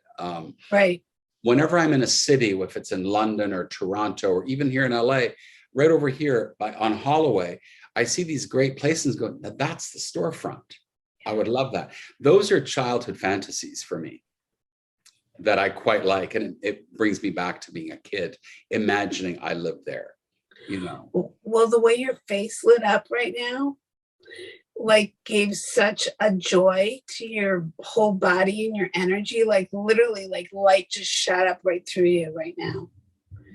And so that's something that I think would be really cool if you made that become a reality, or definitely gave yourself the opportunity to explore that. Forefront. There you go. Yeah. And I love that you made the statement that you've done it, creating your legacy by doing what you've done and continue to do. I love that. I love that you know that to your core, because you have a lot to be proud of. You have a lot to you represent this industry and with such grace and character and manners and with such a gentlemanly quality. Thank you. And I want to acknowledge you for that. Really appreciate that. That's very kind. Thank you. Well, thanks for this. I'll see you. We went long. I'll see you next week. I look forward to it, Donald. Much love to you. Thank you so much for coming and joining me. Okay. I look forward to seeing you next week. Bye-bye. All the best. Have a nice weekend. Same to you. Donald Moet is such a graceful gentleman. His contribution to the entertainment industry in the makeup aspect of the world is really quite something to embrace. And the fact that he had the opportunity to share his reflections, his insights, and his passion and purpose with me on the Can't Fifi Uncensored podcast really is a gift, not just to me, but to many. For those of you who are interested in the entertainment industry, who are interested in the behind the scenes, who are interested in pursuing a career in the makeup end, this kind of a conversation is really important one to hear, because it incites you to what is versus what isn't. And I thank you so much for joining, and I look forward to you joining me every week as I drop new podcasts with new guests every Monday. So I look forward to you joining, subscribing, and sharing the Can't Fifi Uncensored podcast, where the spirit is young, the soul is wise, and the life stories are vast. Join us where we talk about everything from soup to nuts, or as I like to say, from cannolis to egg in the holes, and don't forget the s'mores. I look forward to you joining us next week. Share this conversation. Share all the conversations that we have here on the Can't Fifi Uncensored podcast, because this is where real connection and real conversations take place. Bye for now.